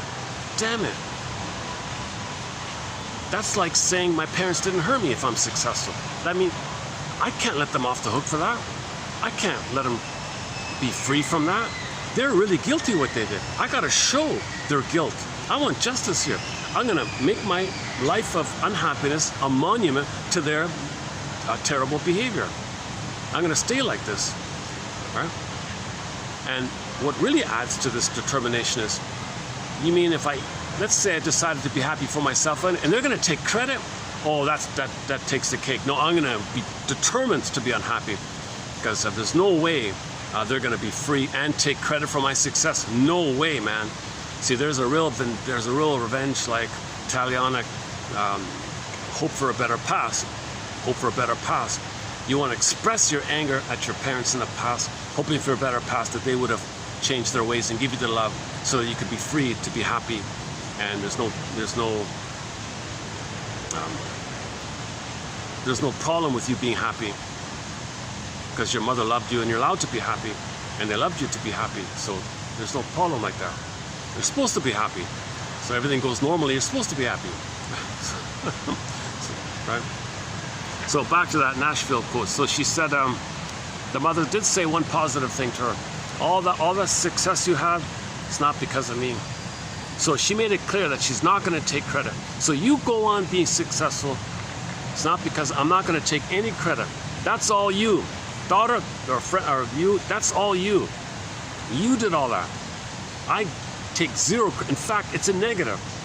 In spite of me, you were still successful. So you're really awesome. You're really awesome.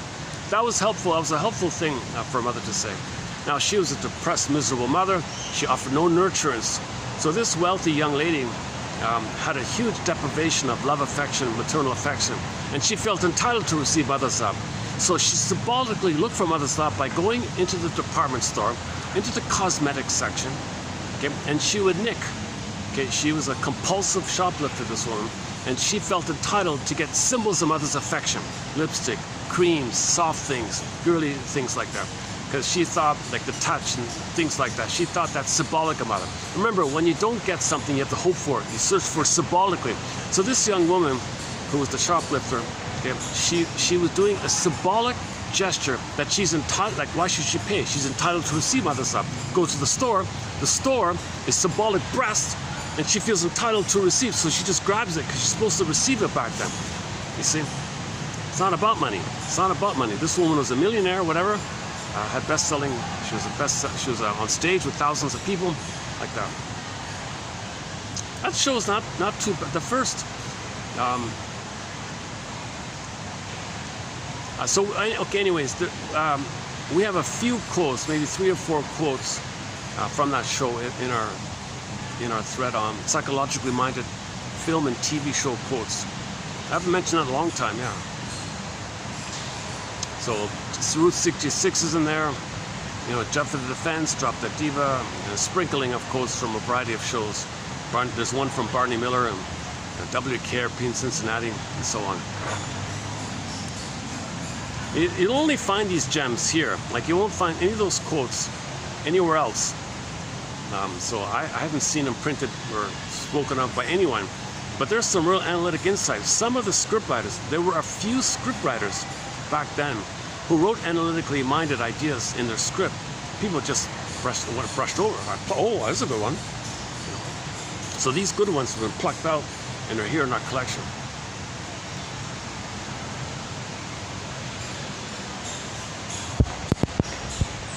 Now that alone is worth the entire encyclopedia of insights here. Right? So over 10,000 quotes like that, well over 10,000. Okay, and we're adding good new ones here. I think this is a pretty good one as well, actually. But ironic source. I never would have found this if it weren't for Behrman joking about it. Attention, perpetrators of my past. Mother, what you did to me was so cruel and so wrong, and my humiliation and defeat at your hands was so complete that I will never let the results of that change. Oh, what happened here? Oh, sorry, my thing freaked out on me. Hold on a sec. This phone is it's kind of like if a wind blows on it, I lose the screen or something. It's so kind of sensitive. I'm using a real budget kind of phone here. Hang on a sec. We're in the middle of 91, right? 3191? All right. Where are we here?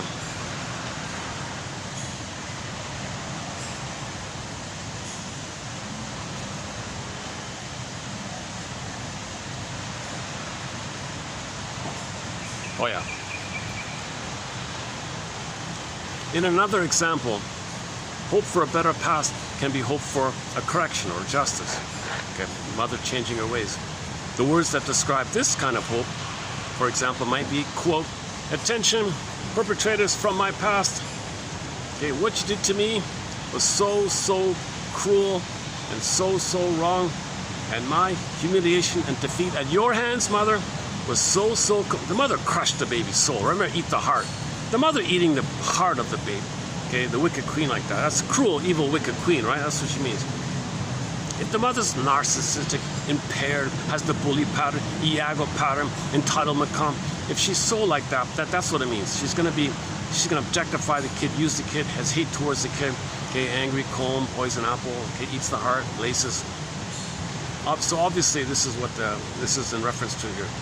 You, mother, you were so, so cruel. You crushed me, defeated me, ate my heart. I will never let the results of what you did to me change. If I allow myself a decently abundant and joyful life now, I am just saying that what you did to me was okay, and I will never give you that. I'm not going to give you that. I'm not going to give you the feeling that what you did was okay. You see? So the child thinking he's going to be happy. It's kind of like letting your parents off the hook that they were okay. No, you want some recognition that your mother did these things. Yeah? Now, pick up the phone and talk to them. Will they? No, they'll just attack you. They'll continue to be cruel. You see, so it even reinforces it. So at some point, that's what therapy is about, right? To face this kind of thing. I will never give you that. My life of misery will be like a statue, like a grand statement or something. A grand statement, a perpetual indictment that will point at your guilt for all to see, for everybody to see.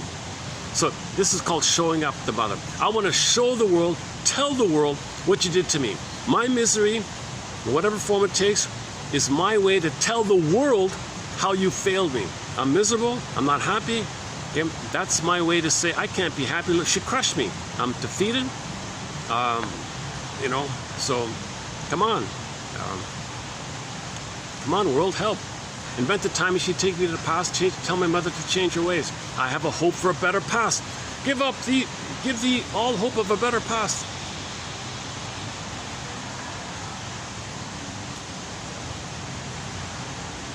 Okay, this is called showing up the mother. In Judge for the Defense, there was a reference to this, actually. So this sounds Berglerian, like this kind of idea is something Bergler would talk about, showing up the mother. Maybe he read Bergler, I don't know. We tend to use the felt experience of our present loss and pain as evidence that we were treated unjustly and that we are now continuing to work retroactively but very conscientiously to achieve better outcomes in the past. Again, we tend to use the felt experience of our present loss and pain as evidence that we were treated unjustly and that we are now continuing to work retroactively. So repetition compulsion is you're repeating the present, you're repeating the past in the present. That's a retroactive thing. You're trying to change the past, undo the past, because you're hoping for a better past, to achieve better outcomes in the past. The proclivity of people to imitate exactly those traits that they deride in their parents and that hurt them so much. Okay, identification of the aggressor. You might imitate your parents to tell the world what your parent was like. This experience can be captured in the phrase, quote, I'm going to honor you. I'm going to be just like you. I'm going to be just like you.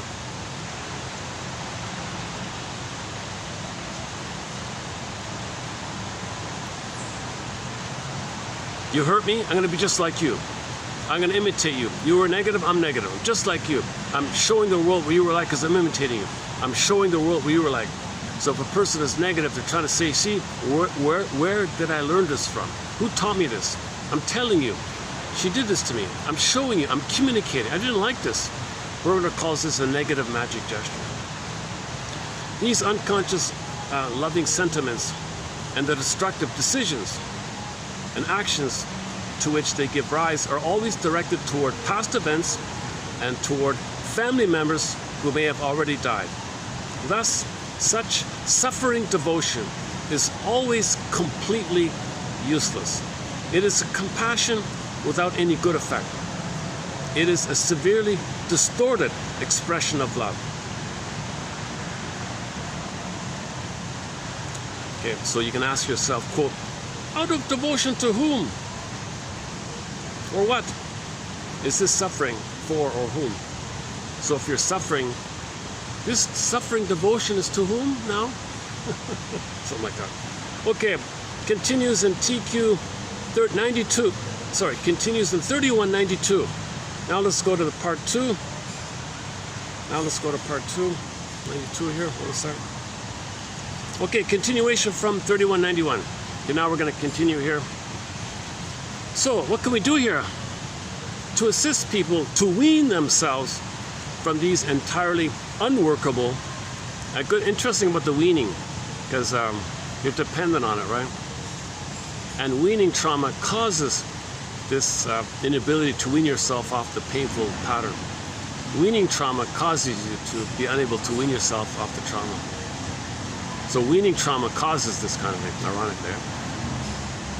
To assist people to break free from these entirely unworkable and destructive hope structures requires us to have immense rapport. Okay, he's talking about from a counselor point of view.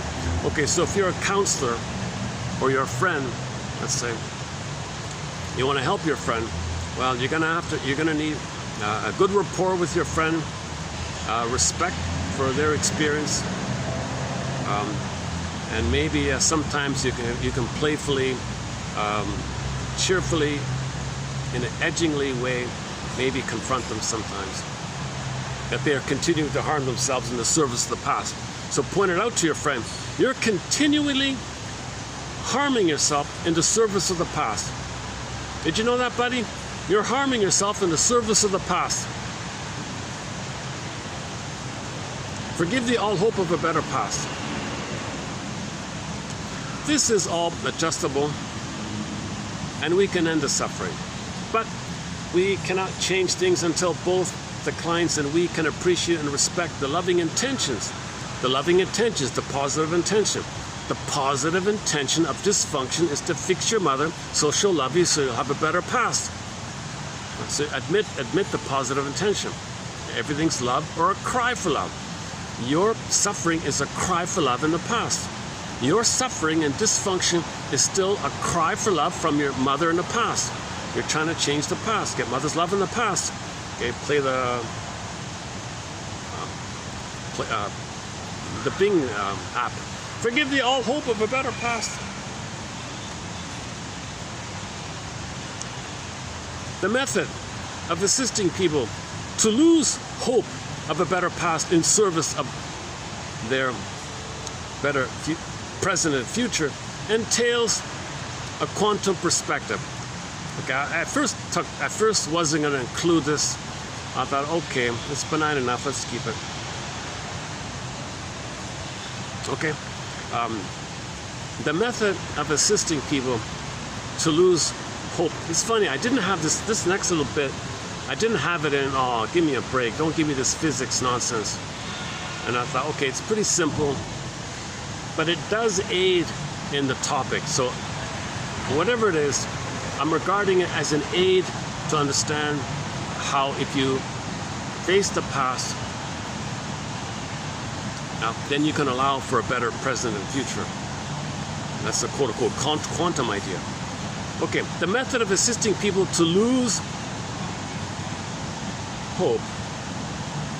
The method of assisting people to lose hope for a better past in service of their present and future entails a quantum perspective. In classical or Newtonian physics, cause precedes effects. Cause and effect, right? And effects are consequent to causes on the unidirectional arrow of time, the linear direction of time, right? Past events on the time arrow are not available for revision. But on a quote-unquote quantum frame, time, unconscious to conscious, conscious to unconscious, yin and yang symbol, right? Moon and sun. But in a quantum frame, time moves both ways on its arrow, past to future and future to past. All right, conscious to unconscious to conscious, conscious to unconscious. So your conscious recognizes the past. And one quote is that the client brings his unconscious past. The therapist lends his present. He gives his present to his past. He gives his past to his present. I'm giving you my present to your past. Okay, thank you for giving me your present to my past. And I'm giving my past to your present, so you can give me your present to your past. This whole dynamic, all right. When we re-imprint past traumas and the belief structures that come from them, we are working in both the classical Newtonian and quantum approaches. Classically, we are causing some of our local neurons to make new connections with new potentials for new responses and meanings about the past. Yeah, okay. But quantumly, we are, in a way, revising the past itself, actually organizing something different to have happened on our personal time arrow. So we're going to allow in our unconscious the acceptance that some better arrow could have taken place, an alternative universe could have taken. Yeah, think about science fiction, alternative time things, right? So if something happened, and if something in the past changed, you change the future. So in your own personal story, let's say you could go back in a time machine, corrected some mistake, had a different. Let's say you could go back in the past.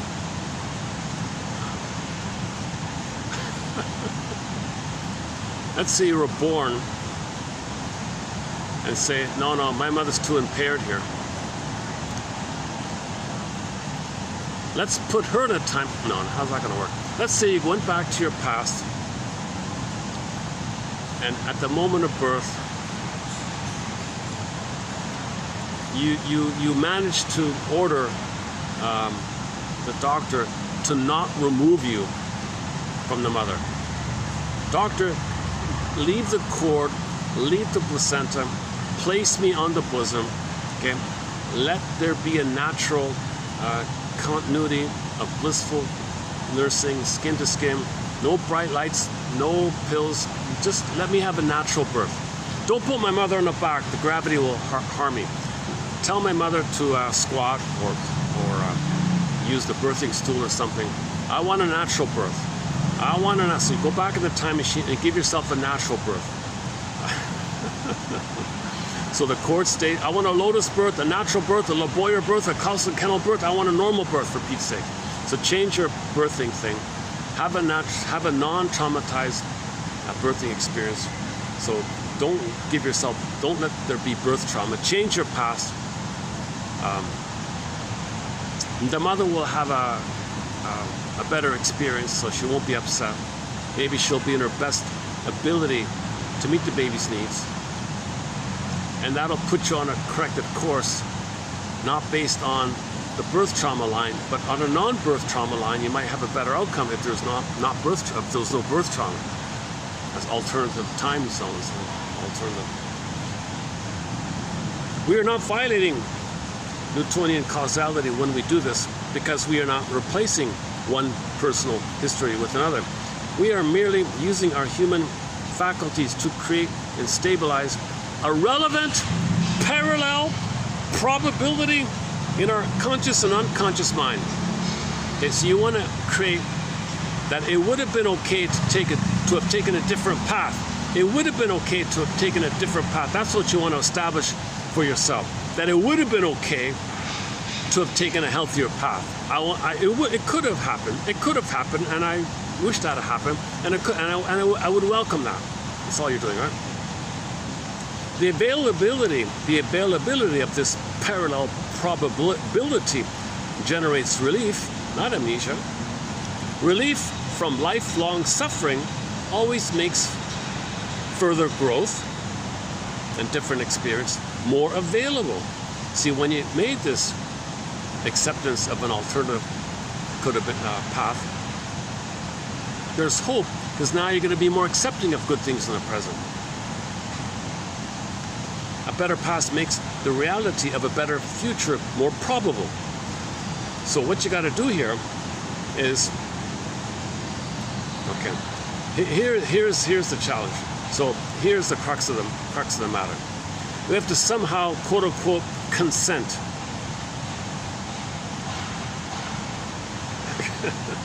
I struggle with this phrase myself. Consenting to the past as part of preparing my clients to accept and benefit from change in the past, which is, of course, only in our minds right now. I educate and empower them to first, quote unquote, consent to having had this past. Do you consent to this past? I don't mean you liked it and you wanted it, but can you consent and admit that that was what happened? I don't want that. No, I know, but that's the tricky part of this word consent. I consent that happened. I don't consent that I liked it. I don't consent that it was okay, but I consent and admit that it happened. He means it like that, right? A resisted experience is very hard to change, and all painful experience is instinctively resisted. A painful past experience must be, quote, completed before we try to revise it, because all unwanted experience continues until it is completed. Yeah, all unwanted experience continues until it is completed. We're looking for completion, closure. We're looking for mourning, release, lay the ghost to rest. So you need story for that, right? We don't remember, so it's bugging us all the time. Albatross is hanging there all the time. Completion of an old experience begins with consenting to the fact of having had the experience, just as it was, no matter how painful and traumatic things were.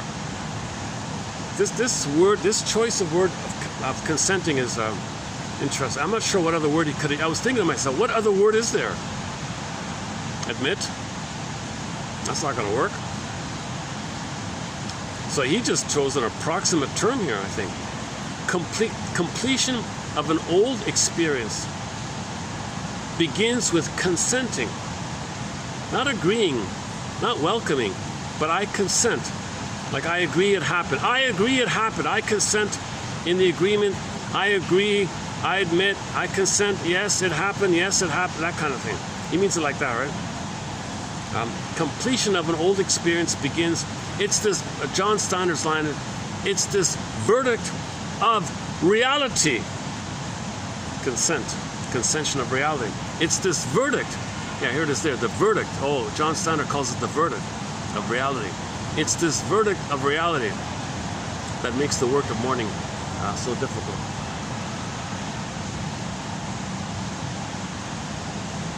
Oh, they don't hear me. That's why I sat here. They don't hear me down there. That's the one good thing about this place. If I sit here, there's so much background noises and waters and fountains and fans and sky trains, and I don't hear them talking, so they don't hear me talking. Okay. I'm glad I sat here today. No, I love sitting by the swans, but there's people at that side. Here's okay too. I like it here too. I'm right at the gate. That's why I'm distracted. Like when people arrive, they walk right in front of me. Hold on a second. Let me take another. Let's take another short musical break here. Hold on a second.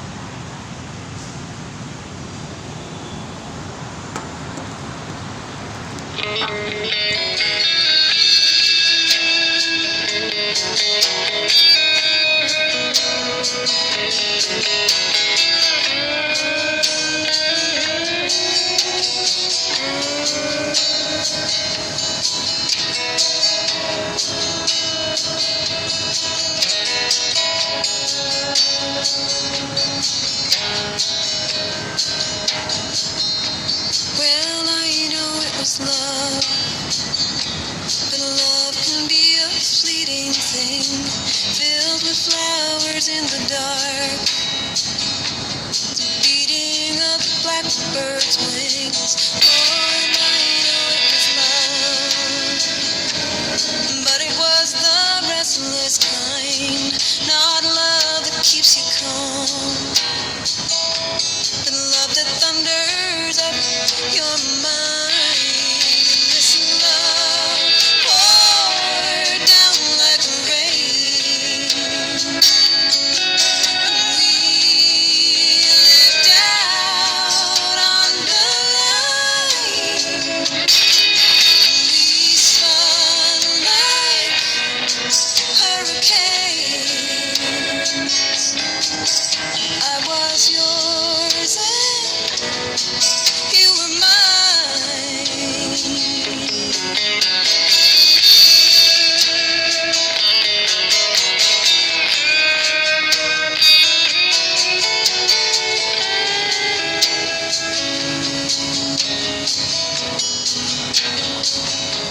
Well, I know it was love, 'cause love can set you wandering, or keep you in a cage, or make you do most anything. Oh, and I know it was love, 'cause nothing else could touch us then. We're just like leaves, tumbling inside the wind. And this love poured down like rain. We lived out on the line. We spun like hurricanes. I was yours and you were mine.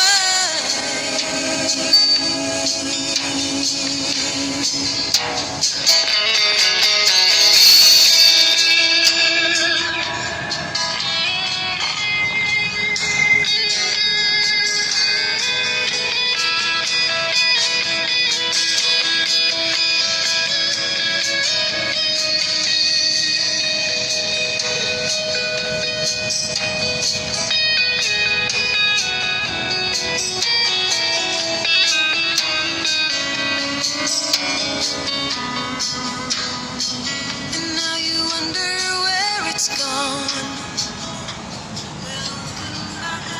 Okay, let's finish the quote here. We'll start. We held it in our heart. Okay, let's continue here. Where are we here? 3192. This, okay, where are we here? Consenting to the past. As part of preparing my clients to accept and benefit from change in the past, which is, of course, only in our minds right now, I educate and empower them to first, quote, consent to having had this past. Agree that you had this past. Admit that you had this past. This verdict of reality. Do you accept that you had this past? Okay, there's got to be an emotional component to this. Okay. A resisted experience is very hard to change, and all painful experience is instinctively resisted. A painful past experience must be completed before we try to revise it, because all unwanted experience continues until it is completed. Okay, unprocessed trauma, unmourned losses, because pain makes you live in the past. Pain makes you repeat the past. Pain means you want a better past. Forgive thee all hope for a better past. Completion of an old experience begins with consenting to the fact of having had the experience just as it was, no matter how painful the trauma. This consenting to the past just as it was is not the same as condoning what happened. Consenting is also not the same as accepting what happened or surrendering. Acceptance and surrender are both passive. They're passive. But consent, it's more active. Right? The act of consenting is a confirmation that the experience happened the way it did. What is what is. It happened the way it did. What it is, what it was is what it was. It happened the way it did. It happened the way it did. When we consent to a tragic and painful past, we are not saying it's okay, because it is decidedly not okay. But we are saying, okay, it happened. This consent is the first step in making it easier to change the unwanted present consequences of past experience. Okay? This consent is the first step in making it easier to change the unwanted present consequences of past experience. Again, this consent is the first step in making it easier to change the unwanted present consequences of past experience. Consent to what happened helps to dissolve the resistance to the past that is operated to keep old patterning alive in the present. As humans, in order to resist something, we must create representations of whatever it is that we are resisting. See, this sounds like he read object relations theory to talk about internal representations, right? That is, in order to put our attention on what we do not want to experience, we have to be thinking about this experience. Since the internal representations that allow us to resist an experience are almost identical to the representations of the experience itself, the resistance against unwanted experience actually brings little comfort. Instead, it creates even more vivid representations and a stronger impression of that which we do not want. So if you didn't want to be angry at your mother, and now you're angry at your anger, then your anger at your anger is going to increase, something like that. So you're feeding it, you're giving it attention, you're feeding it. Like the more you say, let's say there's a breakup, you're trying to process it, but at some point, if you obsess about it, the image is being fed somehow. One self-help line is, it's your resistance to what is that causes your suffering. It's your resistance to what is that's causing your suffering more than just, you get the idea, right? Hence resistance now to what is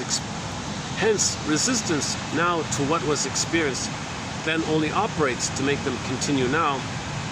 Hence, resistance now to what was experienced then only operates to make them continue now, which is precisely the opposite outcome from what is truly wanted. So when you resist, you're letting it, you're admit. The more you resist, the more you identify the thing's there. So admit the thing is there, then you don't need to resist it anymore. However, when we learn to consent to the past rather than resist it, the representations that create the impression of unwanted feelings and meanings are actually revised. And it is this revision that opens the way for a rapid resolution to past blocks and impairments.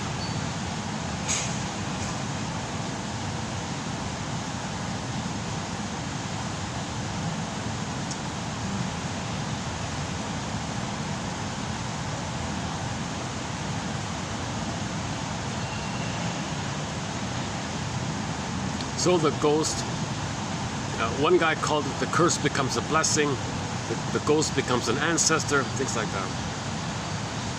When we consent, the past comes to rest. It loses momentum. It is completed. It is complete and completed.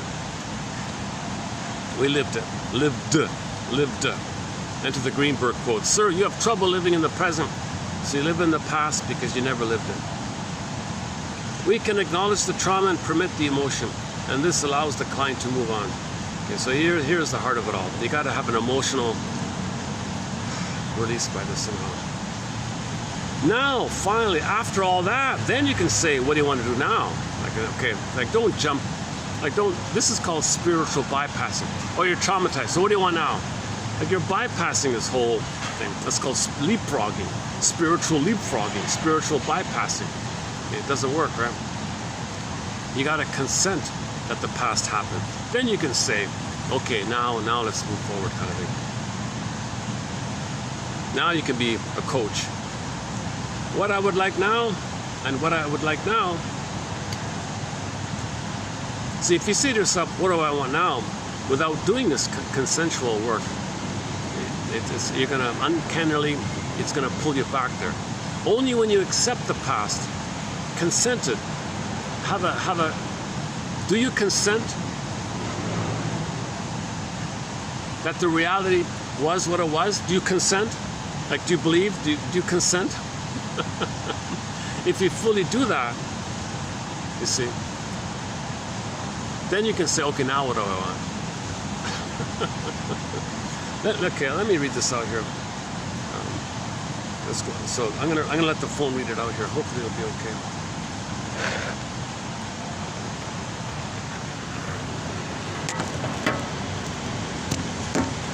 Hopefully it'll work here. Let's see.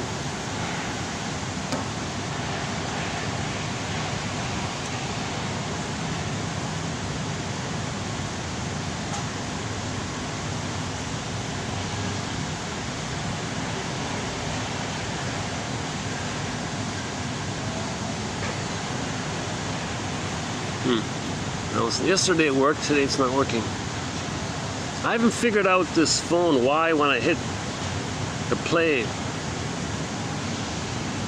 Maybe I gotta reset the phone or something.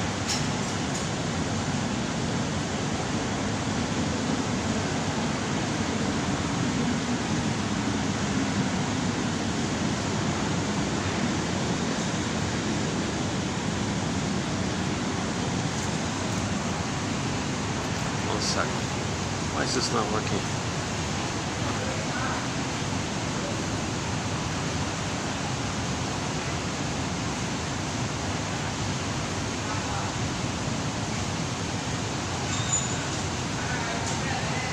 Continuing in from TQ 3191. To assist people to wean themselves from these entirely unworkable and destructive hope structures requires us to have immense rapport with them, as well as limitless respect for their experience, all combined with a cheerfully edgy annoyance that they are continuing to harm themselves in service of the past. This is all adjustable, and we can end the suffering, but we cannot change things until both the clients and we can appreciate and respect the loving intentions behind their every continuing hurt and loss. Then magic can happen. Stop. Go on.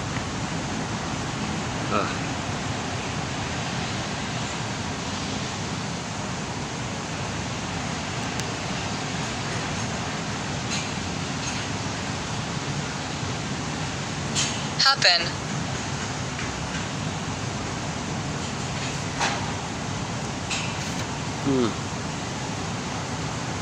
Sometimes it just reads. Rapport with them, as well as limitless respect for their. I just read parts of it. I don't get this thing. Why it's just so scrambled like this? It haphazardly just reads random parts of it.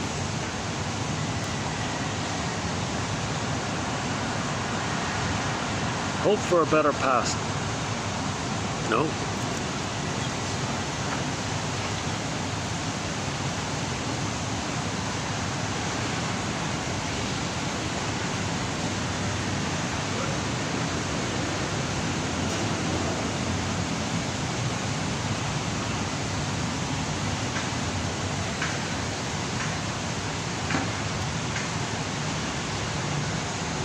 for a better past. One of the most curious features of human beings is their unconscious but persistent hope that the past, or some parts of it, will have been different than it was. What is it that we value that might be compromised or lost in the future as a consequence of new choices and changes that are made in the present? Very often the answers to this have to do with loss of hope for a better past. Maintaining hope for a better past is never a conscious endeavor. One of the drivers for holding on to or otherwise avoiding the resolution of present pain, in order to prevent the loss of hope that things will have been better in the past, is what I call suffering obligations of love, SOL. Suffering has a unique definition here. It can be described as the terrible things we do to ourselves in an unworkable effort to say I love you to someone else. As far as we know, humans are the only creatures who use emotional suffering to communicate love, and the only creatures who compromise their present and future well-being in an effort to improve the experience of their forebears. If our pain diminishes, we have the bad feeling that we are abandoning the ones we love, abandoning them in their present and our past, so we unconsciously find ways to maintain our pain by arranging things so that our own lives will not improve until there's due in their present, which of course is impossible, since it is our past. Or, on those occasions when we cannot avoid some improvement in our own experience, we can still accomplish most of the same outcome by arranging to feel just as bad as we always have, no matter how much better things get. Of course, when the disparity between how bad our lives feel and how good they actually are gets to be too inexplicable, we start to feel quite crazy. When this crazy feeling gets to be too much, a simple general collapse of most of the good things in our lives will always serve to realign our actual reality with our unpleasant feelings about our reality. All present pain that has come from past trauma is coded as an indication that the trauma is not over. When the trauma is not over, because we continue to feel its negative and awful effects in our present, then the game is not over. As long as the game is not over, there is some hope that the outcome can change. As long as the outcome can still change, there is a possibility that we, and the people we care about, can still win, whatever that might mean, and this gives us hope. A real and lasting resolution of our pain would end our hope to have had a better past, and this ending or loss of hope can feel unbearable. One way that an SOL maintains past pain and violation in the present in service of a better past is by fixing things up so that, again and again, we fail to change. When someone or something in life presents us with a positive, workable resolution for our pain, a resolution for which we have no doubt longed and toward which we have often worked diligently and admirably, perhaps for years or decades, the desire for that better future might be incredibly strong, but one way or another we do not really allow ourselves the revisions and healing. This is because, on an unconscious level, we hold on to a forlorn hope that things that were terrible and heartbreaking can still get better in the past, so that they won't really have happened the way they did. In another example, hope for a better past can be hope for justice. The words that describe how this works are these: attention perpetrators from my past. What you did to me, or my ancestors, was so cruel, and so wrong, and my humiliation and defeat at your hands was so complete, that I will never let the results of all that change. If I allow myself a decently abundant and joyful life now, I am just saying that what you did to me was okay, and I will never give you that. My life of misery will be my personal memorial, a perpetual indictment that will point at your guilt for all to see. We tend to use the felt experience of our present loss and pain as evidence that we were treated unjustly and that we are now continuing to work, retroactively but very conscientiously, to achieve better outcomes in the past. The proclivity of people to imitate exactly those traits that they deride in their parents and that hurt them so much. This experience can be captured in the phrase, to honor you, and to ease your suffering, and to amend the bad experiences and conditions of your life. I will be like you, I promise. These unconscious loving sentiments, and the destructive decisions and actions to which they give rise, are always directed toward past events and toward family members who may have already died. Thus, such suffering devotion is always completely pointless. It is compassion without any good effect. It is a severely distorted expression of love.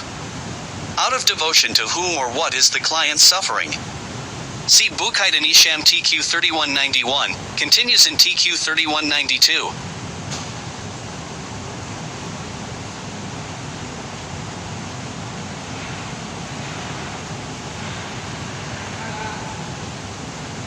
Continuatin from TQ 3191. To To assist people to wean themselves from these entirely unworkable and destructive hope structures requires us to have immense rapport with them, as well as limitless respect for their experience, all combined with a cheerfully edgy annoyance that they are continuing to harm themselves in service of the past. This is all adjustable, and we can end the suffering, but we cannot change things until both the clients and we can appreciate and respect the loving intentions behind their every continuing hurt and loss. Then magic can happen. The method of assisting people to lose hope for a better past in service of their better present and future entails a quantum perspective. In Newtonian, classical, physics, causes precede effects and effects are consequent to causes on the unidirectional arrow of time. Past events on the time arrow are not available for revision. But in a quantum frame, time moves both ways on its arrow, past to future and future to past. When we re-imprint past traumas and the belief structures that come from them, we are working in both the classical Newtonian and the quantum approaches. Classically, we are causing some of our local neurons to make new connections with new potentials for new responses and new meanings about the past. But quantumly, we are in a way revising the past itself, actually organizing something different to have happened on our personal time arrow. When we re-imprint a trauma, we are in a sense arranging for things in the past to have had the potential to have unfolded differently in our lives. We are not violating Newtonian causality when we do this, because we are not replacing one personal history with another. We are merely using our human faculties to create and stabilize a relevant parallel probability in our conscious and unconscious mind. The availability of this parallel probability generates relief, not amnesia. Relief from lifelong suffering always makes further growth, different experience, more available. A better past makes the reality of a better future more probable. Consenting to the past. As part of preparing my clients to accept and benefit from change in the past, which is, of course, only in our minds right now, I educate and empower them to first consent to having had this past. A resisted experience is very hard to change, and all painful experience is instinctively resisted. A painful past experience must be completed before we try to revise it, because all unwanted experience continues until it is completed. Completion of an old experience begins with consenting to the fact of our having had the experience, just as it was, no matter how painful and traumatic things were. This consenting to the past just as it was is not the same as condoning what happened. Consenting is also not the same as accepting what happened or surrendering. Acceptance and surrender are both more passive than consent. The act of consenting is a confirmation that the experience happened the way it did. When we consent to a tragic and painful past, we are not saying, "It's okay," because it is decidedly not okay, but we are saying, "Okay, it happened." This consent is the first step in making it easier to change the unwanted present consequences of past experience. Consent to what happened helps to dissolve the resistance to the past that has operated to keep old patterning alive in the present. As humans, in order to resist something, we must create representations of whatever it is that we are resisting. That is, in order to put our attention on what we do not want to experience, we have to be thinking about this experience. Since the internal representations that allow us to resist an experience are almost identical to the representations of the experience itself, the resistance against unwanted experience actually brings little comfort. Instead, it creates even more vivid representations and a stronger impression of that which we do not want. Hence, resistance now to what was experienced then only operates to make then continue now, which is precisely the opposite outcome from what is truly wanted. However, when we learn to consent to the past rather than resist it, the representations that create the impression of the unwanted feelings and meanings are actually revised, and it is this revision that opens the way for a rapid resolution to past blocks and impairments. When we consent, the past comes to rest, it loses momentum. It is complete and completed. We can acknowledge the trauma and permit the emotion, and this allows the client to move on. Now we are far more available to ask ourselves, and what would I like now? See Buchheit and Isham TQ 3192. Okay, good. I'm glad it read out this time. So what you just heard for the past, whatever it was, maybe around 10 minutes, under 10 minutes, 8 to 10 minutes, something like that. So that was a readout. What you just heard was a readout of TQs 31, 91, and 2 from One Man's Self-Help Book, But this really is the best part of it. I don't really go for the other stuff too much. Forgive thee all hope of a better past. That's the power of comedians, right? They can say something catchy like that. I just heard it once and here I am saying it. Forgive thee all hope for a better past. I wonder if okay, it might take me a minute to dig it up if I can find it. I'm not sure if I remember where I found it from. Okay, give me a minute to, let me see if I can find it. One second.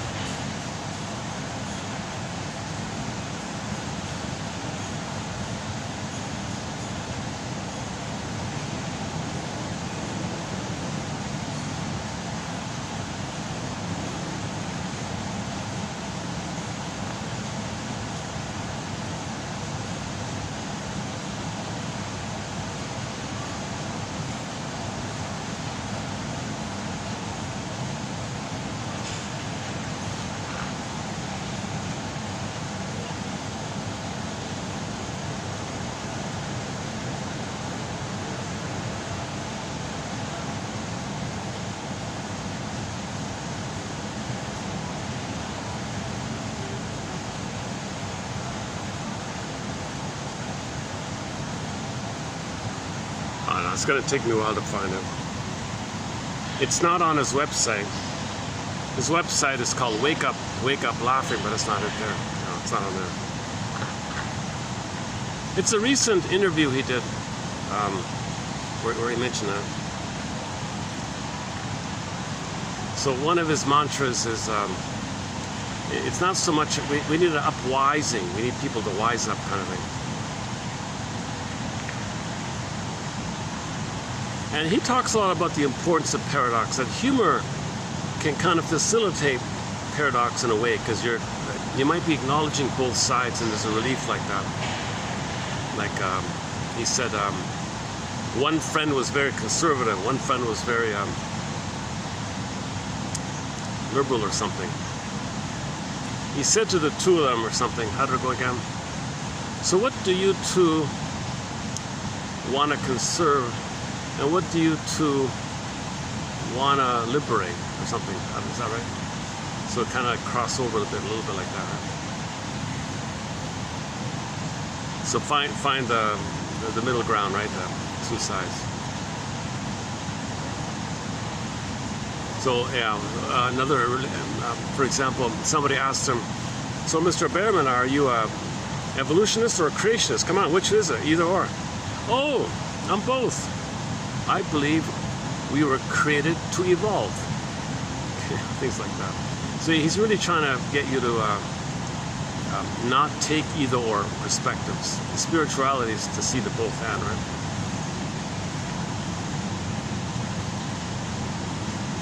So humor often facilitates, it interrupts something to help to see the other side a little bit. We can all live like nomads, where I no matter you, you no matter me. Or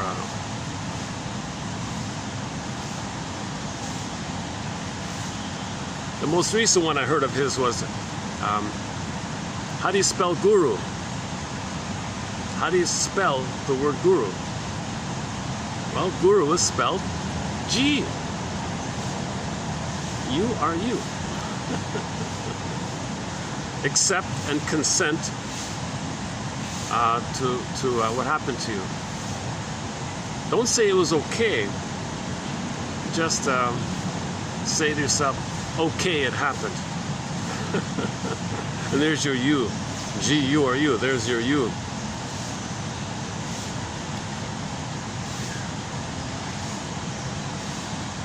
Unless, let me try again. Hold on a second. Give me another chance here. Hold on a second.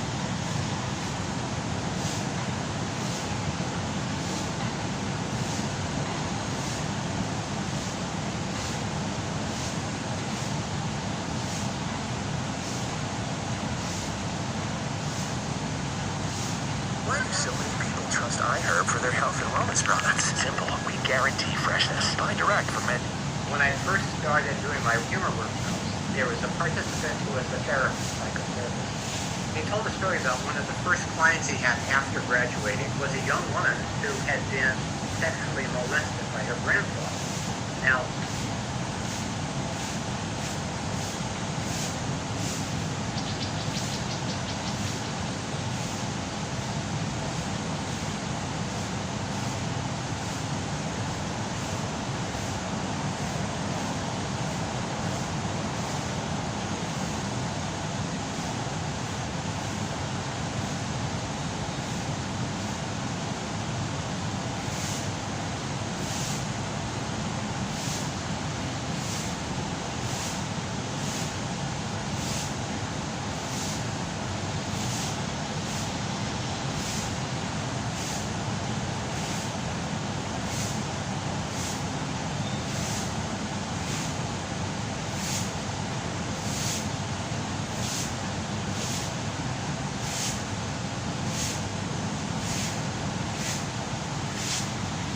It's in somebody's self-help podcast. Okay, hang on, maybe I'll still find it. Hold on. It's kind of buried a bit here. Hang on.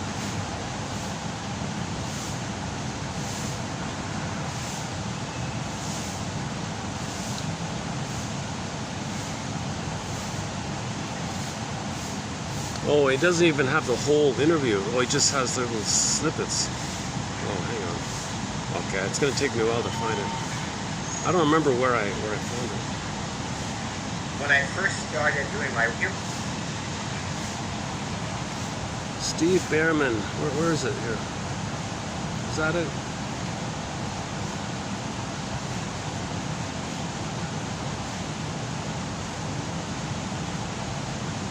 Well, there's the man himself there. He's 80 years old. So there he is there. He's a comedian for the self-help community. He calls himself a cosmic comic. The great upwising. Not uprising, upwising. Upwising. Let's see if I can still find it.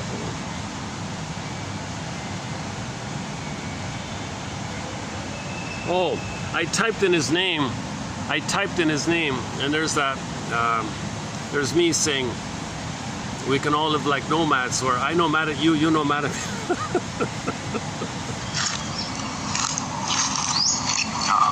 A one-liner from Mr. Behrman is, we can all live like nomads, where I nomad at you, you nomad at me. Okay, that's the first time I've done that. That's the first time I played myself on it. I'm being silly today. Oh man, where is it? Okay, it's in a mission. Okay, oh my goodness.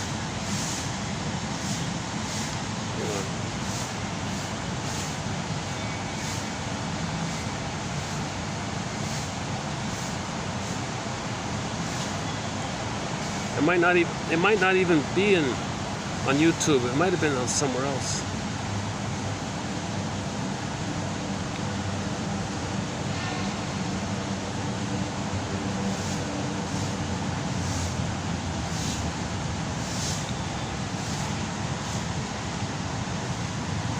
Yeah, he's been around a long time. The guy's 80, right? I think he's got 4 books. Comedy books. It's a lot of wordplay. It's just fun, little playful kind of things with words.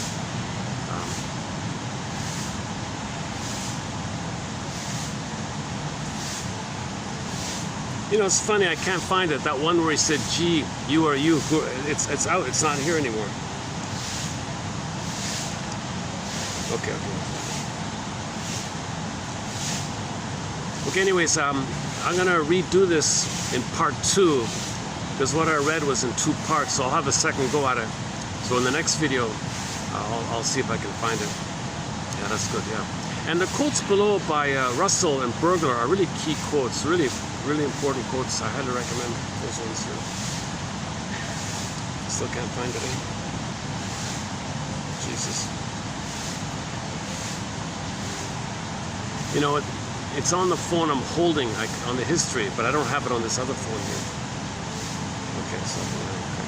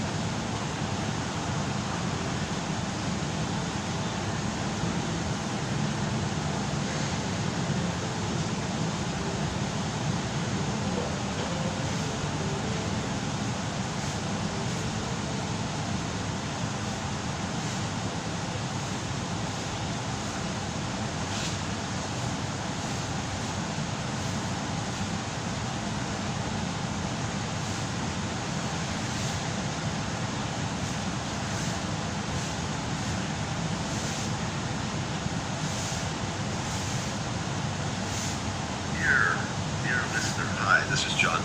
I want to ask a favor. Oh, son of... Okay, I give up here. All right. It's a visual. It's not an audio. It was a visual interview. Anyways, check out Steve Behrman. He's got some funny comments there.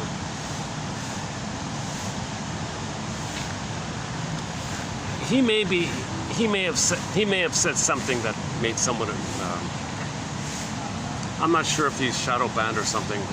He's not well known, right?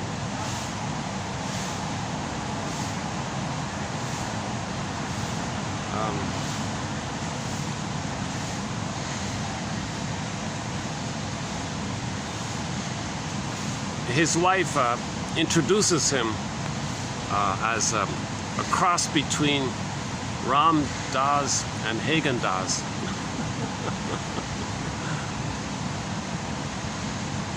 But Ram Dass was a scam, and Hagen Dazs is junk food, right? But you know what I mean.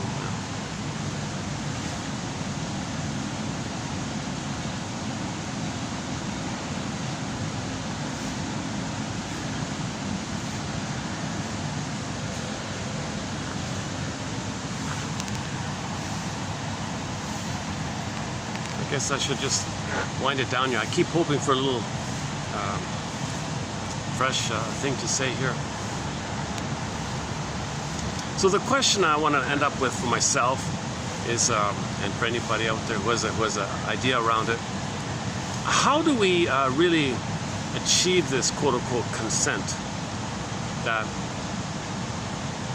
okay, that was the past. Now, you can't do it with a cynical, yeah, okay, like sour grapes, whatever, that's, you're denying it. No, can you consent? Like, can you fully, like, believe, and oh my God, that is what happened. Oh, you know what, right? There's got to be an emotional kind of felt sense of it. Then you can say, okay, now I can live in the present. Once you accept the past, then you can live in the present. I think one self-help slogan is you got to say yes to your past in order to say yes to your present or something. Something like that. But the message, a lot of people have said what he said today, that many people don't want to be successful because it means you're letting your parents off the hook. And you're so angry at them, you can't do that. It's not fair, kind of thing. Plus, they might take credit for your success. Double, triple insult. You hurt me, and despite you hurt me, I'm still going to be happy, and you're going to take credit for that? That means you're doubly denying? Oh man. No way, man. I can't just pretend you didn't hurt me. You hurt me, parents, and I need corrections. I have a hope for a better past. So if I'm going to be happy, that means I got to give up the hope for a better past. You see, if you're going to be happy in the present, that means you got to give up the hope for a better past. In order to do such a thing, which is what the whole therapy thing's all about, you got to consent and admit this kind of thing. In the process of doing so, you got to recognize that the mother was impaired in the sense that she's recreating in her present her hope for a better past on her end. Can you accept that your mother did such a thing to you and she pulled you into her hope? So, like, holy, you know what, right?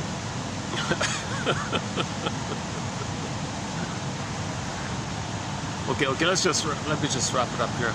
It's getting dark here quickly, eh? What time is it? Let's see. Oh, it's 5 o'clock already, eh? 5 o'clock. Oh, it's getting dark already at 5 o'clock, eh? Okay, I'll just wrap it up with a closing song. When the song ends, I'll hit the stop button, and I'll see you in part 2. Let's see, let's pick a song here. Yesterday I played, in the last video I played a cover of Closer to the Heart. Should we just try it again here? Yeah, okay, let's try that again. I'm not a fan of the band, tell you the truth. But that cover by Northern Strum was not bad. That's the only song really I like of that band. Let's see. Yeah, here we go. And I've talked about the lyrics a lot. I don't think a lot of people can relate to the lyrics. How many people are blacksmiths and plowmen, you know, philosophers, and what's the other one? Artists. So the main line in there is, it seems like what the message really, what the message is supposed to be, I guess. Everyone's got to find a way to come from their heart, to live closer to the heart, kind of thing. Everyone, people in high places, people who are farmers, people who are the wealthiest and the poorest. No matter who you are, where you are, we all got to come closer to the heart. But when you hear the lyrics, though, and the men who hold high places will all set the standard. They'll give an example, and we'll give an example. We'll all give an example of coming close to the heart. But I have a question mark about the effect of how that's going to work, because there's no recognition, there's no insight about the system, there's no insight about us. It's just a vague, general idea like that. But anyways, aside from that, it's not a bad song. So I'll play the song once more by Carl Dixon and his friend there. It's an acoustic, live acoustic.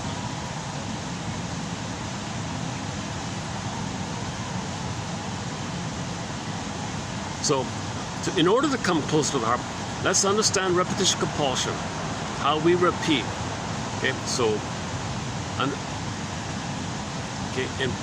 included in repetition compulsion is the theory about identification with the aggressor, treating others the way your mother treated you, to get your story and to know how your mother treated. Looking for symbolic mothers, still looking for love, hoping for a better past, hoping to get the love they should have received in the past. We got to understand these kind of things in order to have a consent. Admit the trauma. So we got to admit attachment trauma, relational trauma, developmental trauma, strain trauma, interpersonal trauma, weaning trauma. Let's admit these kind of things, and how those traumas lead to oral fixation, symbolic acting out, negative magic gesture or positive magic gesture, symbolic acting out, and then all the rationalizations. Let's understand these kind of things, which would then lead to, oh, the mother was impaired and she was hoping for a better past. Oh my God, intergenerational trauma. So, and then let's admit that the baby didn't get the blissful symbiotic oneness. A lot of this comes from the early on time of trauma before 18 months, where the baby didn't get the oceanic feeling. That's the source point also for limerence and spellbound puppy love, like that. Love at first sight, because you hope for the blissful euphoria. So it's triggering up like that. In other words, we're homotraumicus. We're homotraumicus, or we're homo sapiens. But roughly somewhere between 5 and 10,000 years ago, somewhere during that time, we became a traumatized version of ourselves. But in nature, when something's wounded or traumatized, it's trying to heal. It's trying to heal. But with humans, consciousness is the healer. But we can be conscious of how we're trying to heal by hoping for a better past.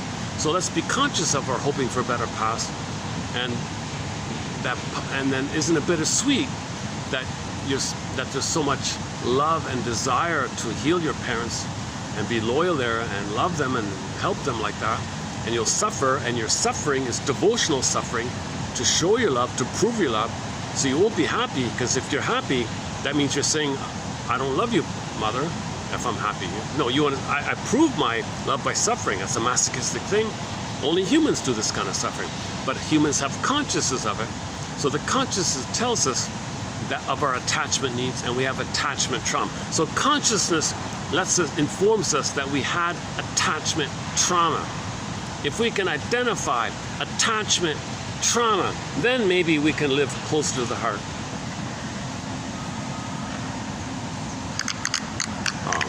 As usual, these commercials always interrupt what you're doing. Okay, thanks very much. For the love of narrative medicine, may the psycholytic force be with you. See you in the next video.